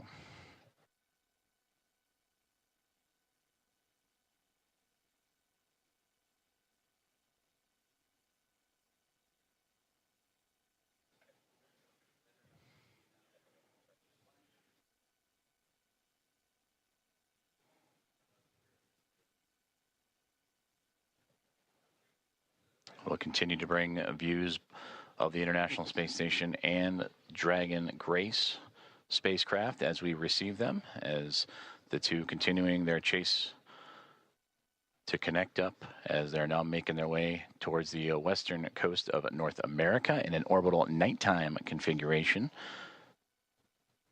And we've seen views of the Dragon spacecraft in that orbital nighttime with the strobe lights shining bright. Once it gets closer, it'll actually illuminate the International Space Station and allow for greater views of the docking port itself that it'll connect to, and again, that node to its zenith port of the Harmony module of the space station. And that anticipated docking time that has now recently been updated to 5:30 a.m. Central, 6:30 a.m. Eastern.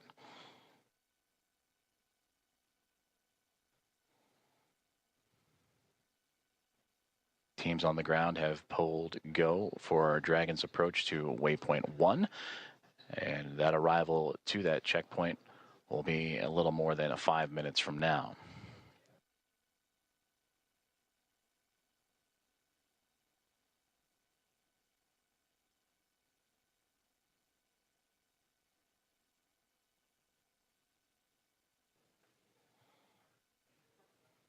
The crew inside Dragon Grace Axiom Mission 4. They are in their launch and entry suits and ready to continue their journey towards the International Space Station. And there you see it, the view from the orbiting laboratory, looking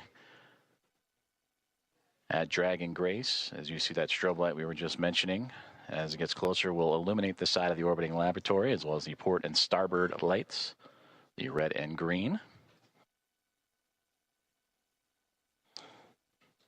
Crew in their launch and entry suits, providing that extra layer of protection and pressure, and that happens, are in them during these dynamic phases of flight.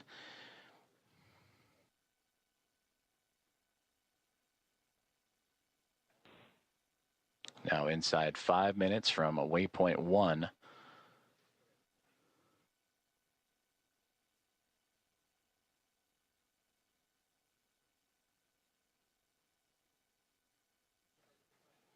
When Dragon docks to the International Space Station, there will be 5 spacecraft connected to the orbital outpost, and we'll bring the crew up to 11 crew members, and the overall total of the International Space Station to 288 visitors since 1998.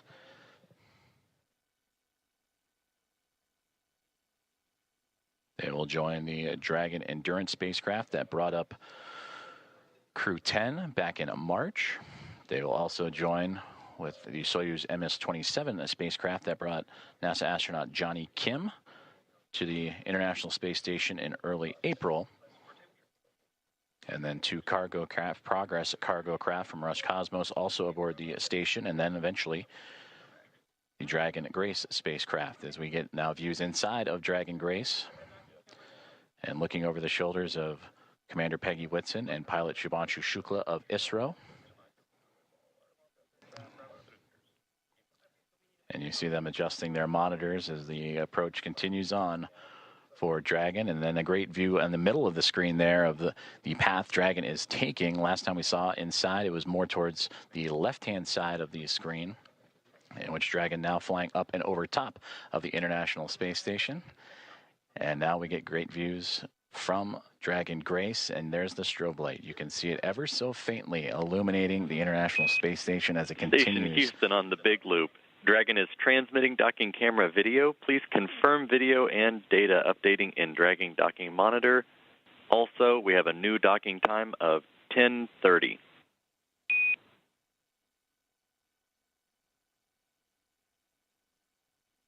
Copies. We are seeing data on the Dragon Docking Monitor, and we copy 10:30 for the new docking time. Houston copies.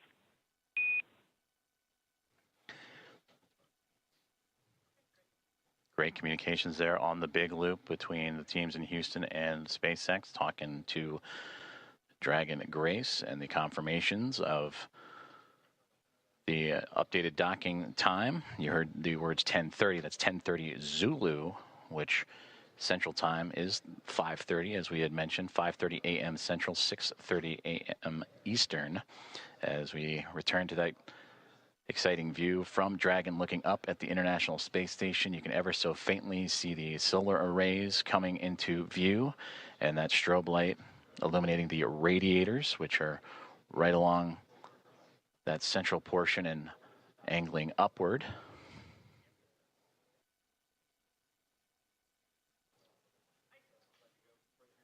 The International Space Station and the Dragon spacecraft now approaching the west coast of North America, right around the Seattle area, that border between the United States and Canada, as we are approaching 1 minute away from waypoint 1, the second checkpoint and second series of waypoints for the spacecraft to reach to. The teams have already pulled go, but we will listen for the call outs for that waypoint 1 arrival. Dragon SpaceX on the Big Loop, approach 1 and soft capture ring extension will begin shortly.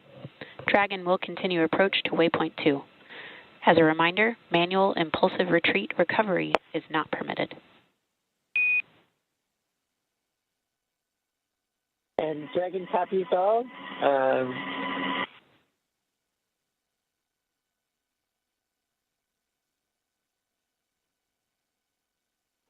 And there you heard communications on the Big Loop about that soft capture ring And that is the initial contact that will occur between the Dragon spacecraft and the International Space Station, a soft capture, with that soft capture ring then retracting and the 12 hooks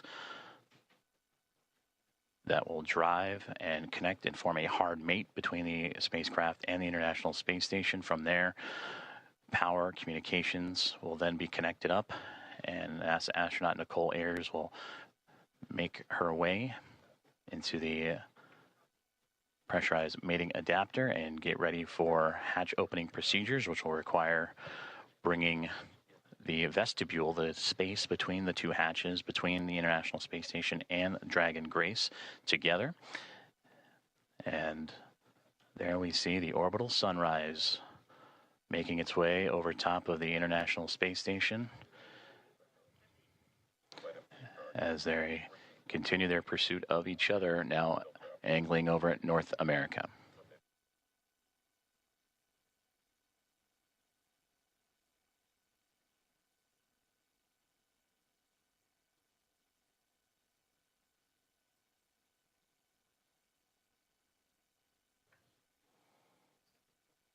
And there in the center screen, if you look at the topmost, the Dragon now perfectly aligned over top of the International Space Station, now looking down at that Node 2 zenith port, and a great view just off the bottom portion there. That is the Dragon Endurance spacecraft that it'll be just alongside of.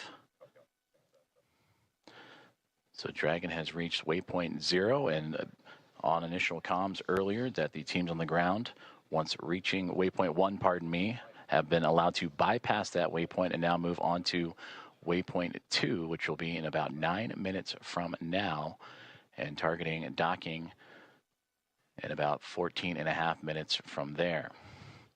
Go, no-go polls for docking in about 7 minutes as the teams on the ground continuing to monitor Dragon's progress. And once they arrive to waypoint 2, there will be a pause, make sure everything is lined up just perfectly before that final approach and docking.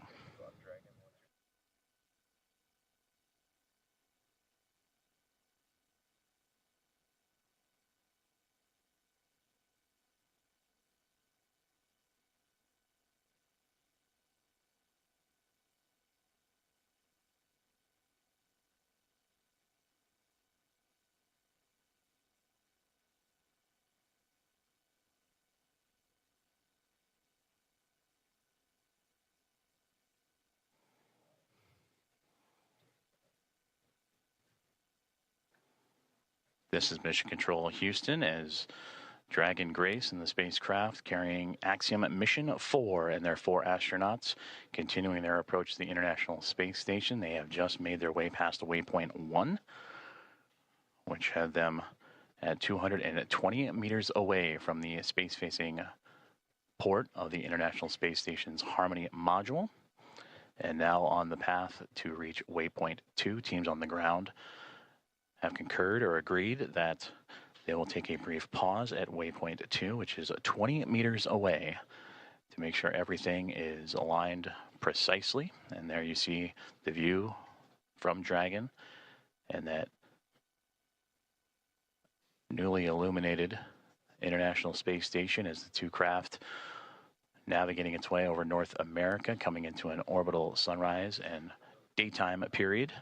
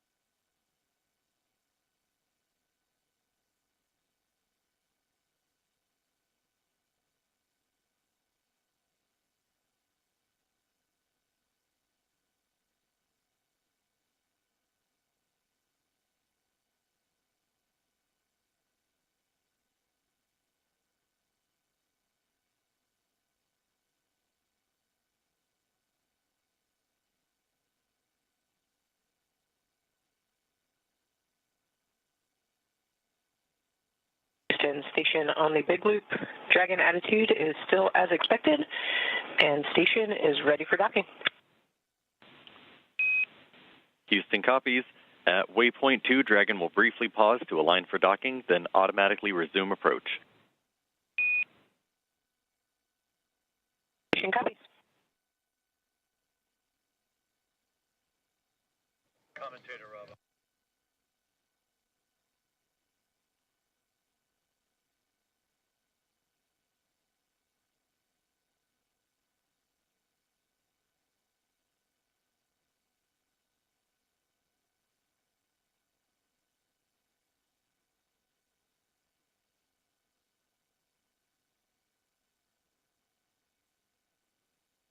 You just heard great communications on the big loop from Station and Dragon, as well as the teams in Houston and in Hawthorne for SpaceX and NASA, as the Dragon Grace spacecraft continuing its approach to the International Space Station, carrying Axiom mission for Commander Peggy Whitson, pilot Shubhanshu Shukla of ISRO, Sławosz Uznański-Wiśniewski of ESA, Dragon and SpaceX Tibor. soft capture ring extension complete.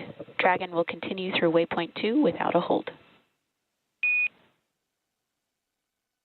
Second copies, no hold at waypoint 2, and good rating extension.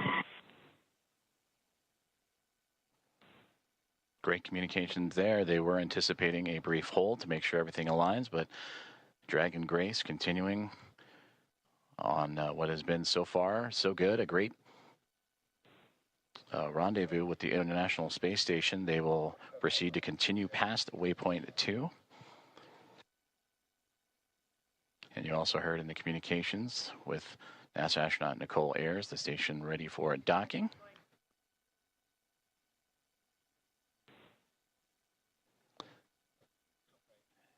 And a great view of the SpaceX Dragon Grace spacecraft making its glacial approach to the International Space Station. And the view from the space station looking up as it approaches the space-facing or Node 2 Zenith port of the Harmony module.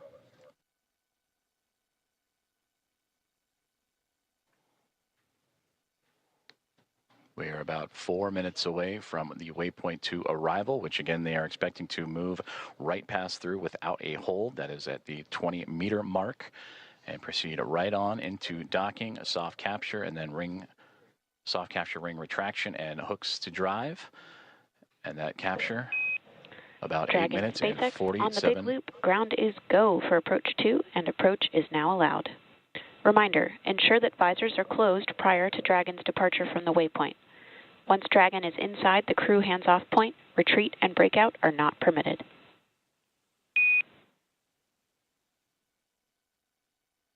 Dragon copies, and we have visors down, and we are go for docking as well. And copy on the approach. Inside 2, chop. SpaceX copies, visors down, SpaceX crew is go for docking.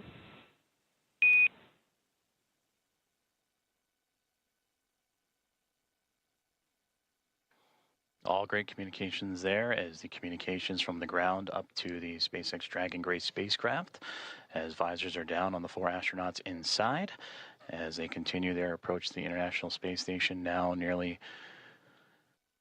7 minutes away from that initial contact.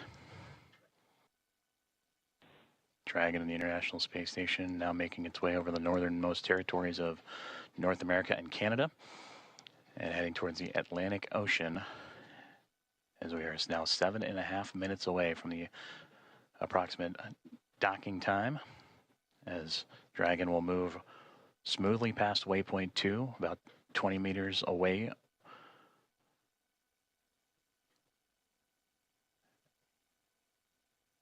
And continuing its fine-tuning and approach, you see little plumes coming off the spacecraft. Again, those are those thruster firings, continuing to inch and adjust the spacecraft towards the orbiting laboratory.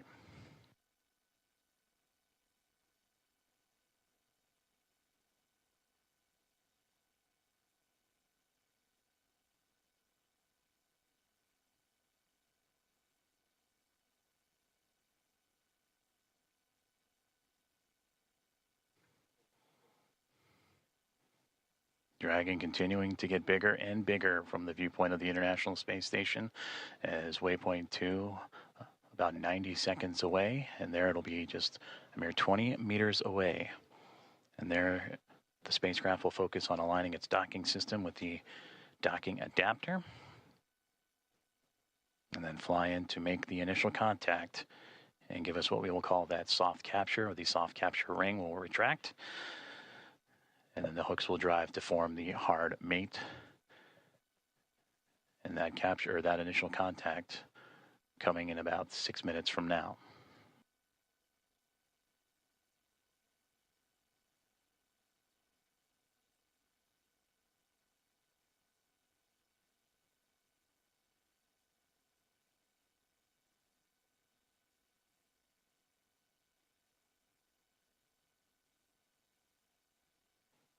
Yes, they have.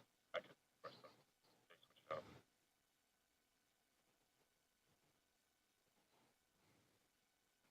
Approaching 30 seconds away from waypoint 2 arrival, in which the Dragon spacecraft will be about 20 meters away, just called out 30 meters, so continuing its close in to the International Space Station.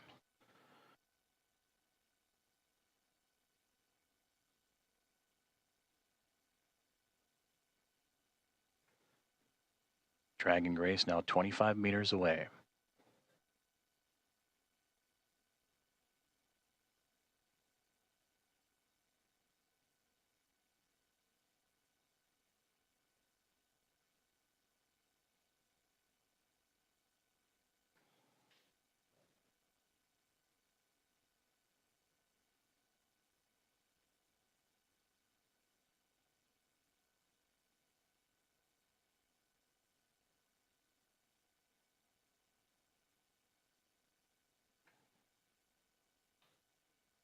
Dragon has now reached waypoint 2, 20 meters away from the International Space Station, and will continue its approach to the International Space Station.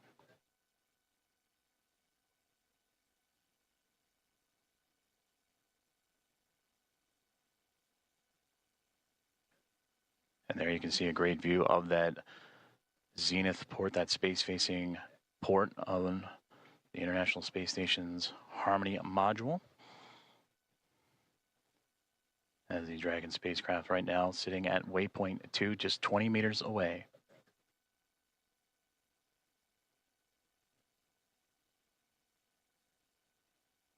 Houston at station for step 4 and block Bravo. Dragon attitude is as expected. Houston copies.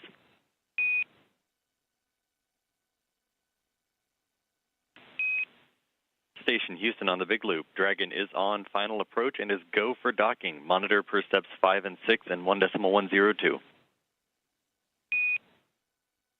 Station copies, monitoring for steps 5 and 6.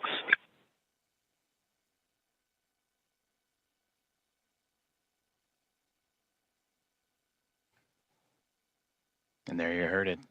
The final steps relayed up to the crew for final approach and docking have been given as we continue to see Dragon Grace spacecraft close the gap between them and the International Space Station.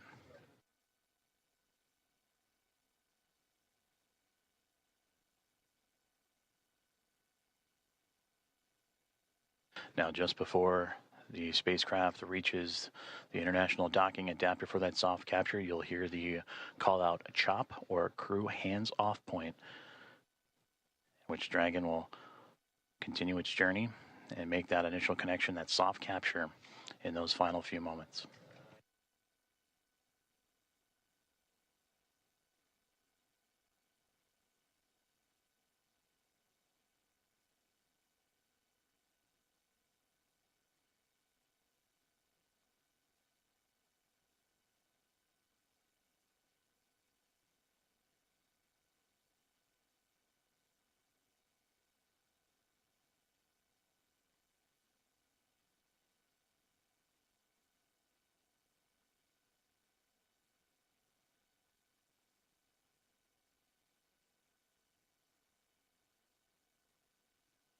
SpaceX Dragon, 10 meters. 10 meters.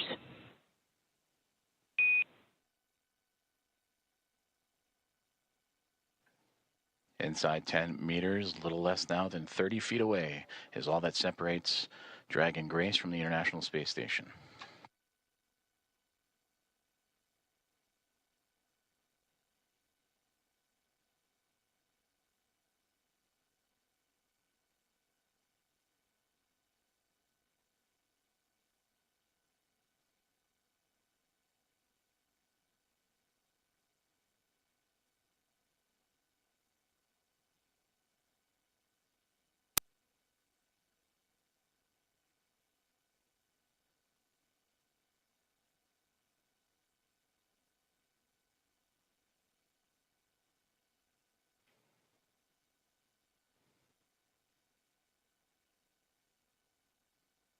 Five meters. 5 meters.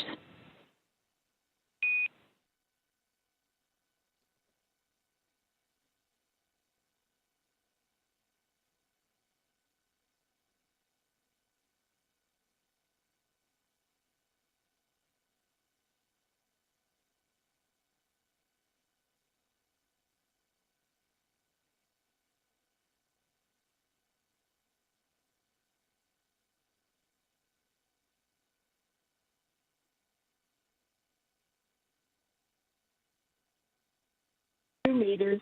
Chop. 2 Houston meters. Station, 2 meters, chop. We have chop. 1 meter. 1 meter.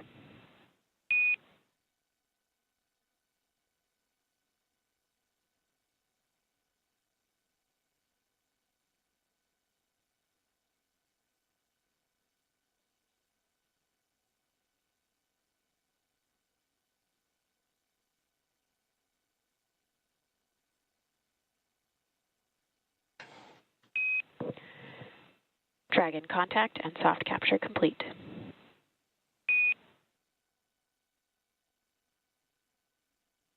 Roger, copy.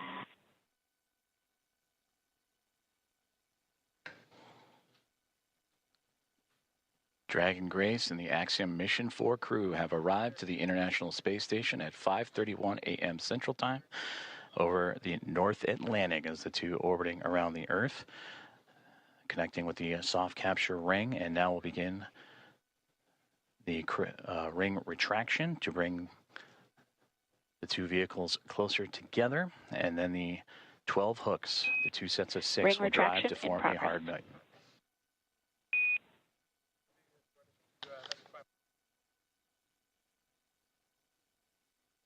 And there you heard there, the soft capture ring is retracting, and then we'll do so until sensors are indicating it's time for those hooks to drive in place and give us a hard capture and firmly secure Dragon to station.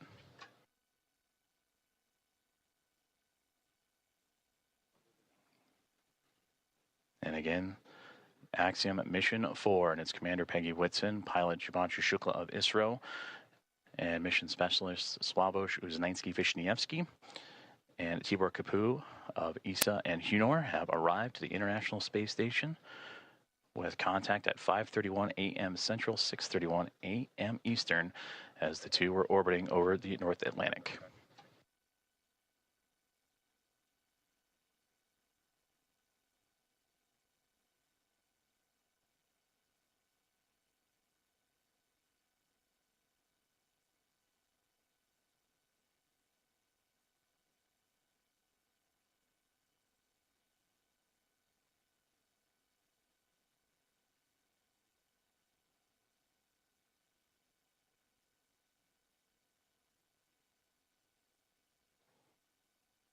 The soft capture ring, that initial contact between Dragon Grace and the International Space Station, continuing to retract, and we'll await for the calls that the sensors read that it will be time for those 12 hooks on the Dragon to then begin driving and connecting itself to form a hard mate to the International Space Station.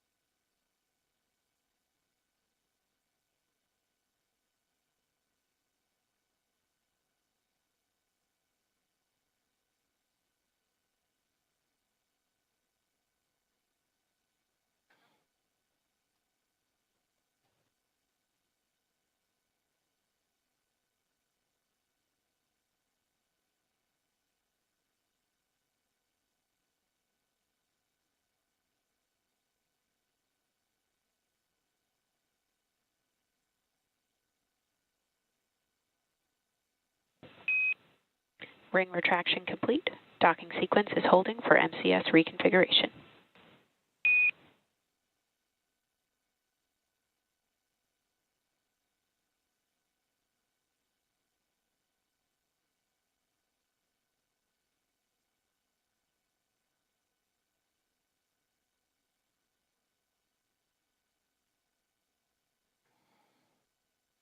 This is Mission Control Houston, as you are seeing a live view of the recently connected Dragon Grace spacecraft with the Axiom Mission 4 astronauts and Peggy Whitson, Shubhanshu Shukla, Sławosz Uznański-Wiśniewski, and Tibor Kapu arrive to the International Space Station. Soft capture and contact at 5:31 a.m. Central Time, 6:31 a.m. Eastern, as the two were orbiting above the North Atlantic. And right now, the two mated with that soft capture, the soft capture ring retracting to pull the spacecraft closer to the International Space Station. And once given the go, the ring or the hooks around the Dragon nose cone will drive and connect to form a hard mate.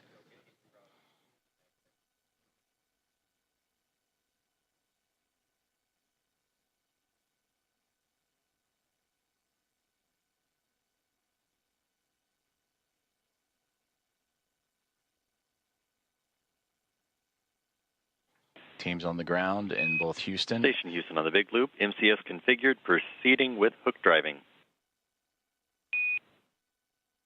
Station copies. And the great call there, that's the next step in this docking procedure, is the driving of the hooks, the 12 hooks surrounding the nose cone or the nose of the Dragon spacecraft. And we'll monitor those. They'll drive in 2 sets of 6. The first set of 6 right now, they're traveling, and we'll continue to follow along as the docking process continues on.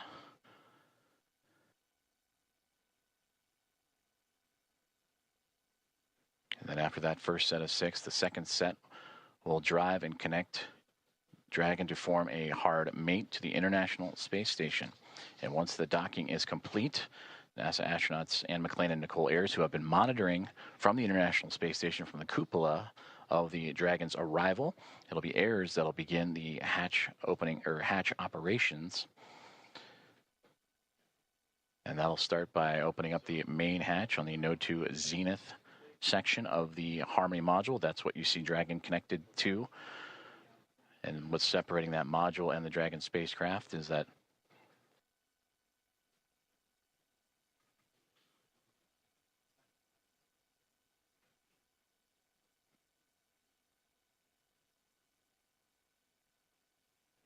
and continuing to monitor that first set of 6 hooks forming that hard mate. And once the full set of 12, Ayers will continue the docking procedures with the leak checks and then begin making its way into the pressurized mating adapter. That's what you see between the Harmony module and the Dragon spacecraft, and access into there to then what we begin pressurizing the vestibule, that small compartment between the 2 hatches. And that vestibule has been exposed to the vacuum of space prior to Dragon Grace's arrival. So the next step is to carefully reintroduce that air and pressure inside so it matches both that of the station and the Dragon spacecraft. And we just received confirmation that the first set of 6 hooks have driven and closed, and we'll now begin the second set of 6 to continue that hard mate between the Dragon spacecraft and the International Space Station.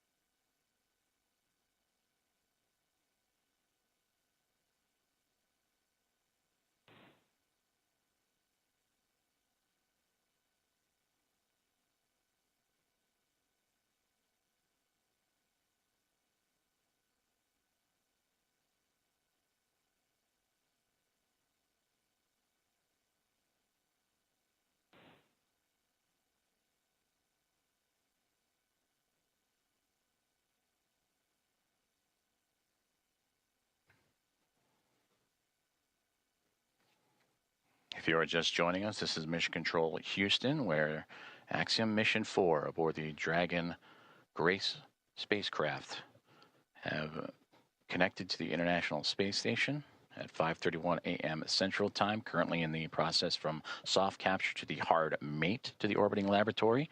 First set of 6 hooks have closed, and now monitoring that second set of 6, 12 in total, to form that hard mate.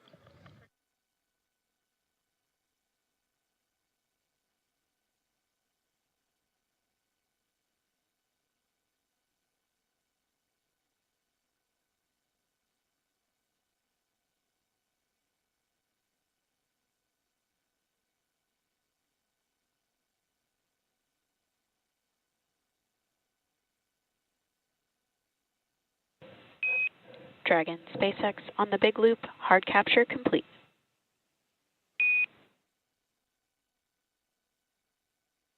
Dragon copy. Hard capture complete.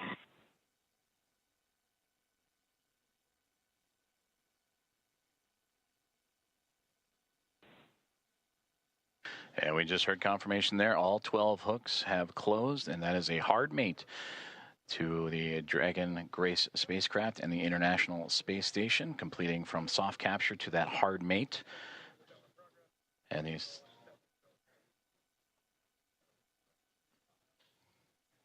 So the soft capture ring retraction in progress, and then it'll be on to establishing umbilical connections between the spacecraft and the International Space Station. That'll allow for the transfer of communications and power through those umbilicals. So we're Dragon, you see that upper portion that's mostly black against the vacuum of space, but that's the solar arrays to provide Dragon power. Once those umbilicals are connected, that power will then be provided by the International Space Station, and communications will have that hardline connection with the umbilicals as well.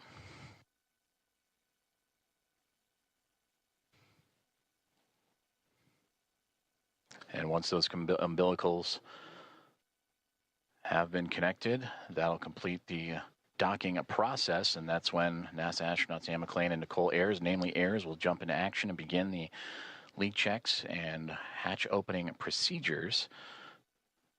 And that'll allow the pressurization of the vestibule, the space between the Dragon spacecraft and the International Space Station, to be brought to pressure equal to that of what is inside station and inside the Dragon spacecraft, about 14 psi, what you experience here on Earth as sea level. And then from there, the hatch operations will continue. And the Axiom Mission 4 team will make its way on board the International Space Station with welcome remarks soon to follow.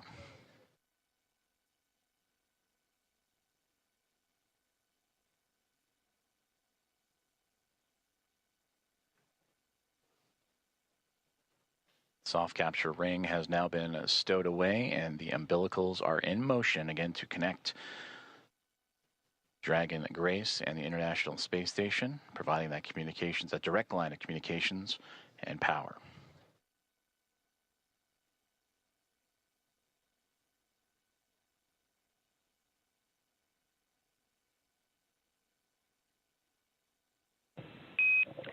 Dragon SpaceX on the big loop, docking sequence complete.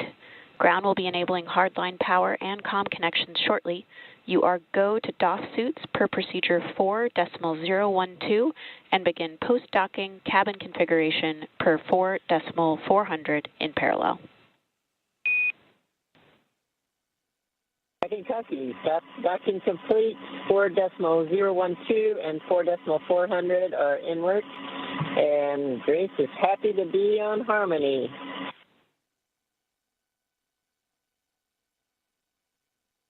And Grace Station, we are excited to welcome you. Peggy, Shug, Suave, and Tibor. We cannot wait to open the hatch and give you guys a hug. We'll see you soon. Looking forward to it. And Axiom 4 from Houston, welcome aboard the International Space Station. It's an honor to have you join our outpost of international cooperation and exploration. We are honored to be here. Thank you.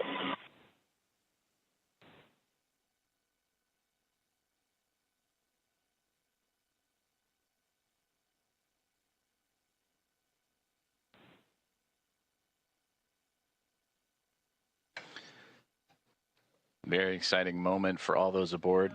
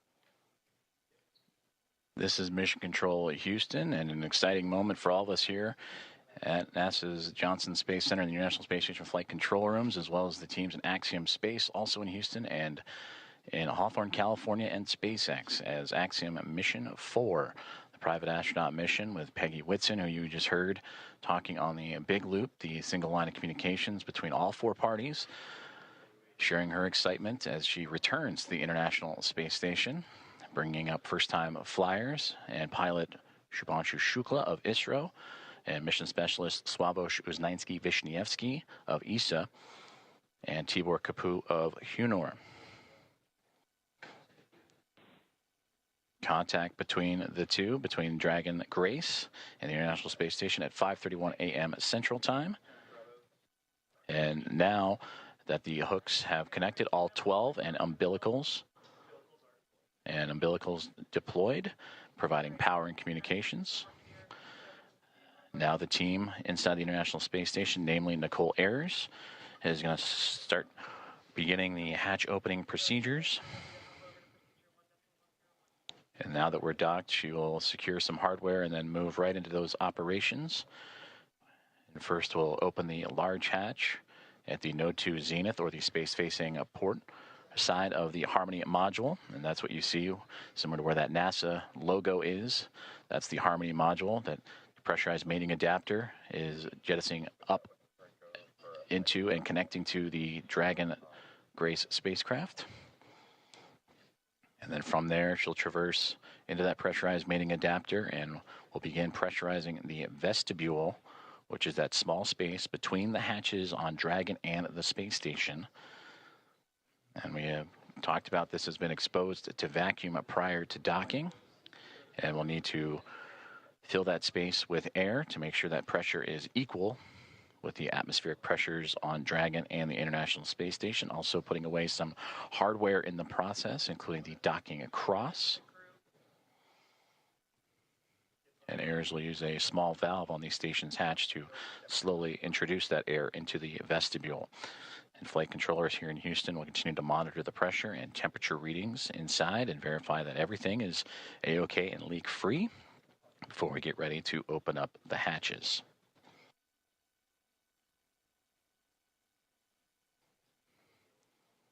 From that capture moment, which again was 5:31 a.m. Central, 6:31 a.m. Eastern over the North Atlantic. It takes roughly about 2 hours to get everything pressurized and checked out before we open up the hatches and welcome in Axiom Mission 4 to the International Space Station.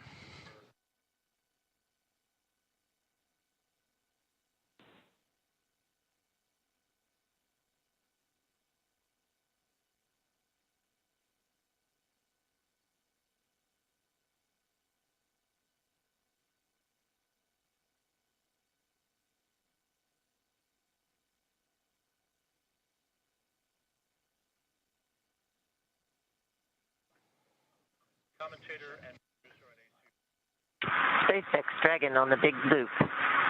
Com check on the cabin mic. How do you... Peggy, I have you loud and clear on the cabin mic on the big loop.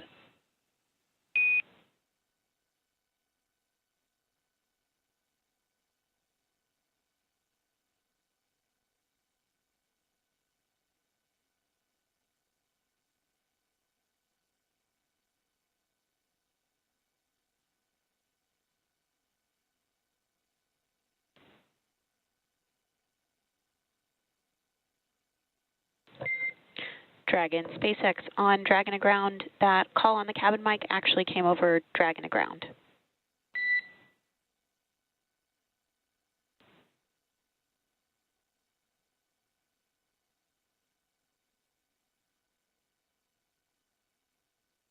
Thanks for the catch. We reconfigured.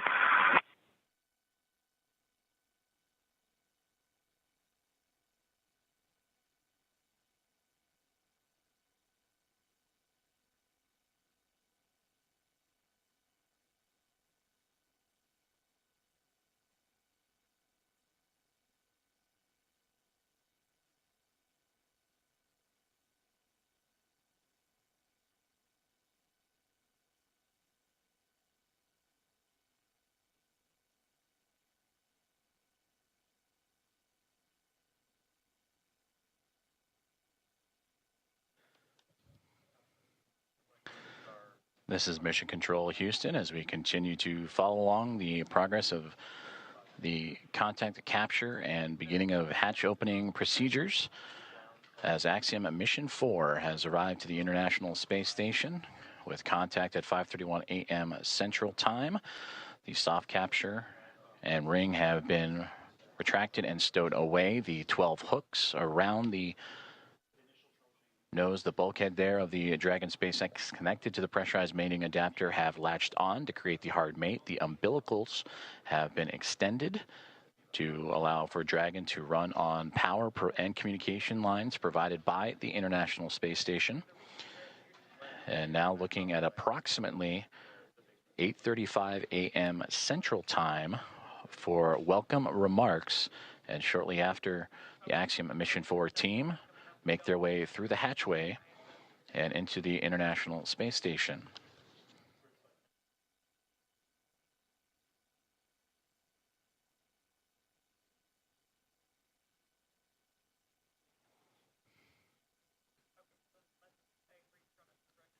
The docking procedures between the soft capture ring, the hooks, and umbilicals have been completed. Station on the big loop. Node 2 overhead hatch is open. Houston copies.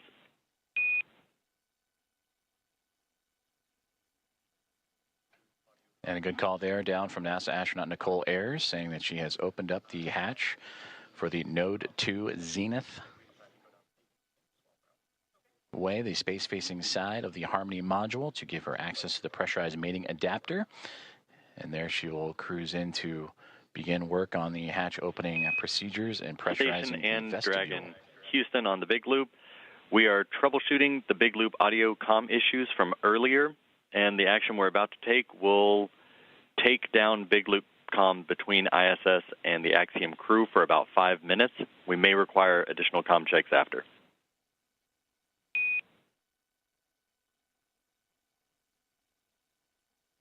Station copies. Dragon copies.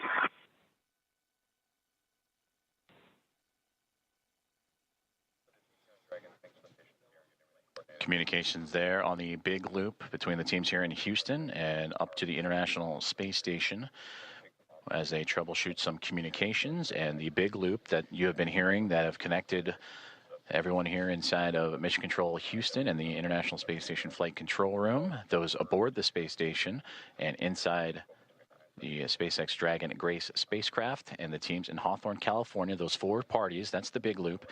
They will troubleshoot those communications for about 5 minutes and then recheck. But you heard just prior to that NASA astronauts Anne McLean and Nicole Ayers have begun the hatch opening procedures, in which the large hatch at the Node 2 Zenith, that's the space-facing side of the Harmony module, has been opened, and that will allow for them to begin the hatch opening procedures and pressurize the vestibule, which is what, in addition to the comms checks, we will monitor, as Ayers will use a small valve on the station's hatch to slowly introduce air into the vestibule. That's the gap between the Dragon spacecraft and the International Space Station that has been exposed to vacuum. And from there, they will match the pressure, the atmosphere inside both station and Dragon.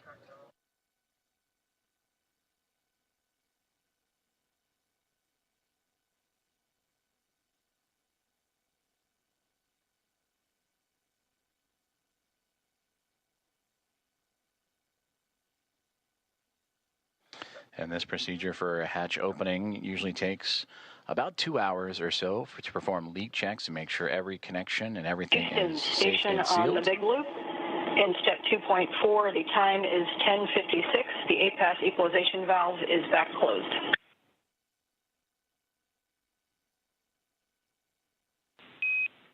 Houston copies of the good config. Expect at least 15 minutes before we continue. Station copies. And that communication between the International Space Station and the International Space Station Flight Control Room. And you heard the word APAS hatch. That is the hatch, again, that they will be operating and looking to open up from the space station side. But in doing so, they will need to pressurize, as we've been talking about, the vestibule, and then allow for the atmospheres to match between the Dragon Grace spacecraft and Axiom Mission 4 crew, the vestibule itself, and the International Space Station, all equal throughout to allow for the parties to pass through for the hatch opening and eventual welcome remarks. The contact for Axiom Mission 4 to the International Space Station about a half an hour ago at 5:31 a.m. Central, 6:31 a.m. Eastern. And as they continue to configure the hatch opening procedures for NASA astronaut Anne McClain and Nicole Ayers, between the two of them, we'll continue to work those procedures, and we'll hear those communications throughout in anticipation of Axiom Mission 4 and Commander Peggy Whitson making her return to the International Space Station, her 5th flight, 2nd as a member of Axiom Space and the commander of Axiom Mission 4, and her previous 3 as a NASA astronaut servicing key missions to the International Space Station. And a big part of the coming up in November, 25 years of continuous operations and humans on board the orbiting laboratory. And there she will welcome also first-time flyers and pilot Shubhanshu Shukla of ISRO, Sławomir Uznański-Wiśniewski of ESA, and Tibor Kapu of Hunor for Shukla, Uznański, Wiśniewski, and Kapu representing India, Poland, and Hungary. This will be those nations' first time visiting the orbiting laboratory.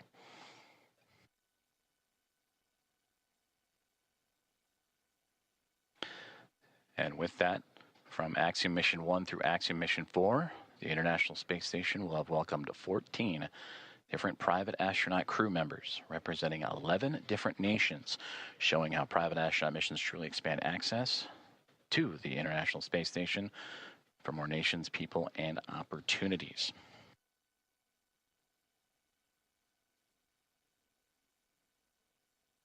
And on your screen, you see the clock counting upwards at the bottom, the T+, that is 1 day, 4 hours, 28 minutes, and now SpaceX Dragon.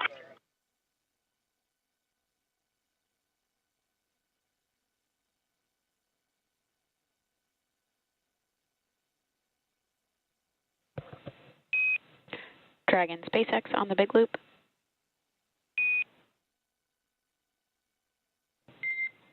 Dragon SpaceX ComCheck on Dragon to ground.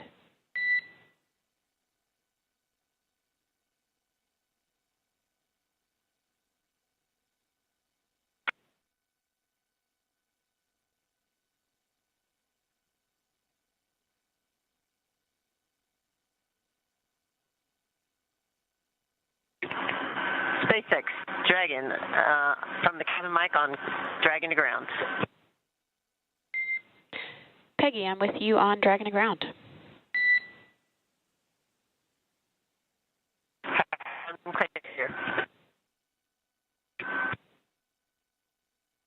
Did you call for me, or did I misunderstand? I was returning your call. Okay, stand by for inventory. Copy, standing by.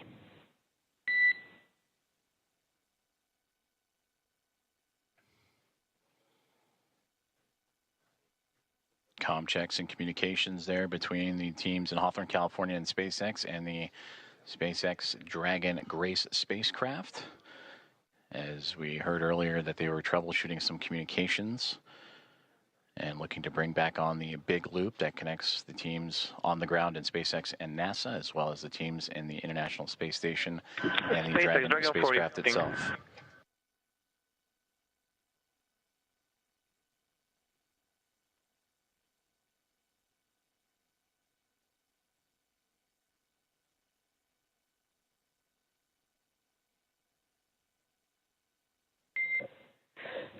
SpaceX Dragon 4, inventory reporting on Dragon to ground. And I'm with you on Dragon to ground. We are about to enter a LOS period for about 4 minutes, so we'll need to stand by.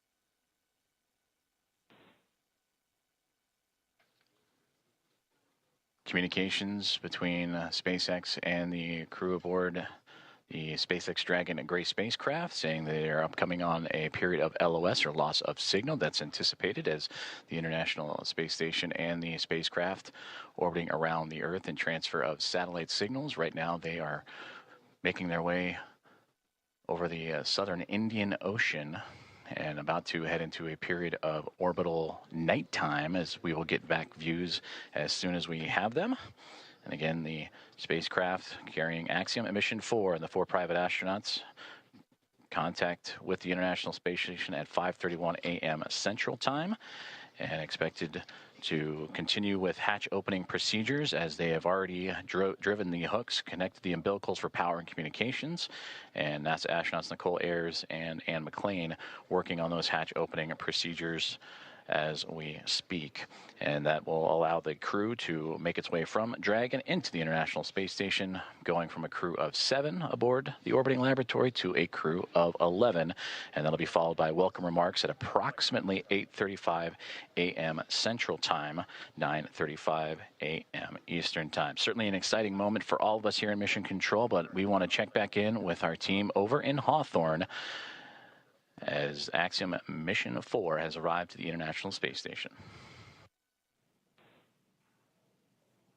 For as many times as we have had the privilege of supporting crews headed to and from the International Space Station, I'm certain that it is an incomparable experience. Something that unless you're on board, you can't possibly understand what it really feels like. Paul, and I'm confident that you and I cannot do it justice even attempting to tell everyone joining us today about it. So instead, we have invited Axiom Space's own commander, Michael Lopez Alegria, to share from his previous experiences. LA, MLA, or Commander, you've got a few designations, right? For those who may not know. How you doing, Paul? Good to see you, Ronnie. Hey, it's good to see you as well, sir. Thank you for joining us this morning. Yeah, good to be with you. So for those who may not know, I've got to share a few stats here just to make sure people understand who we have joining us today on the show. You've flown to space 6 times, 2 of those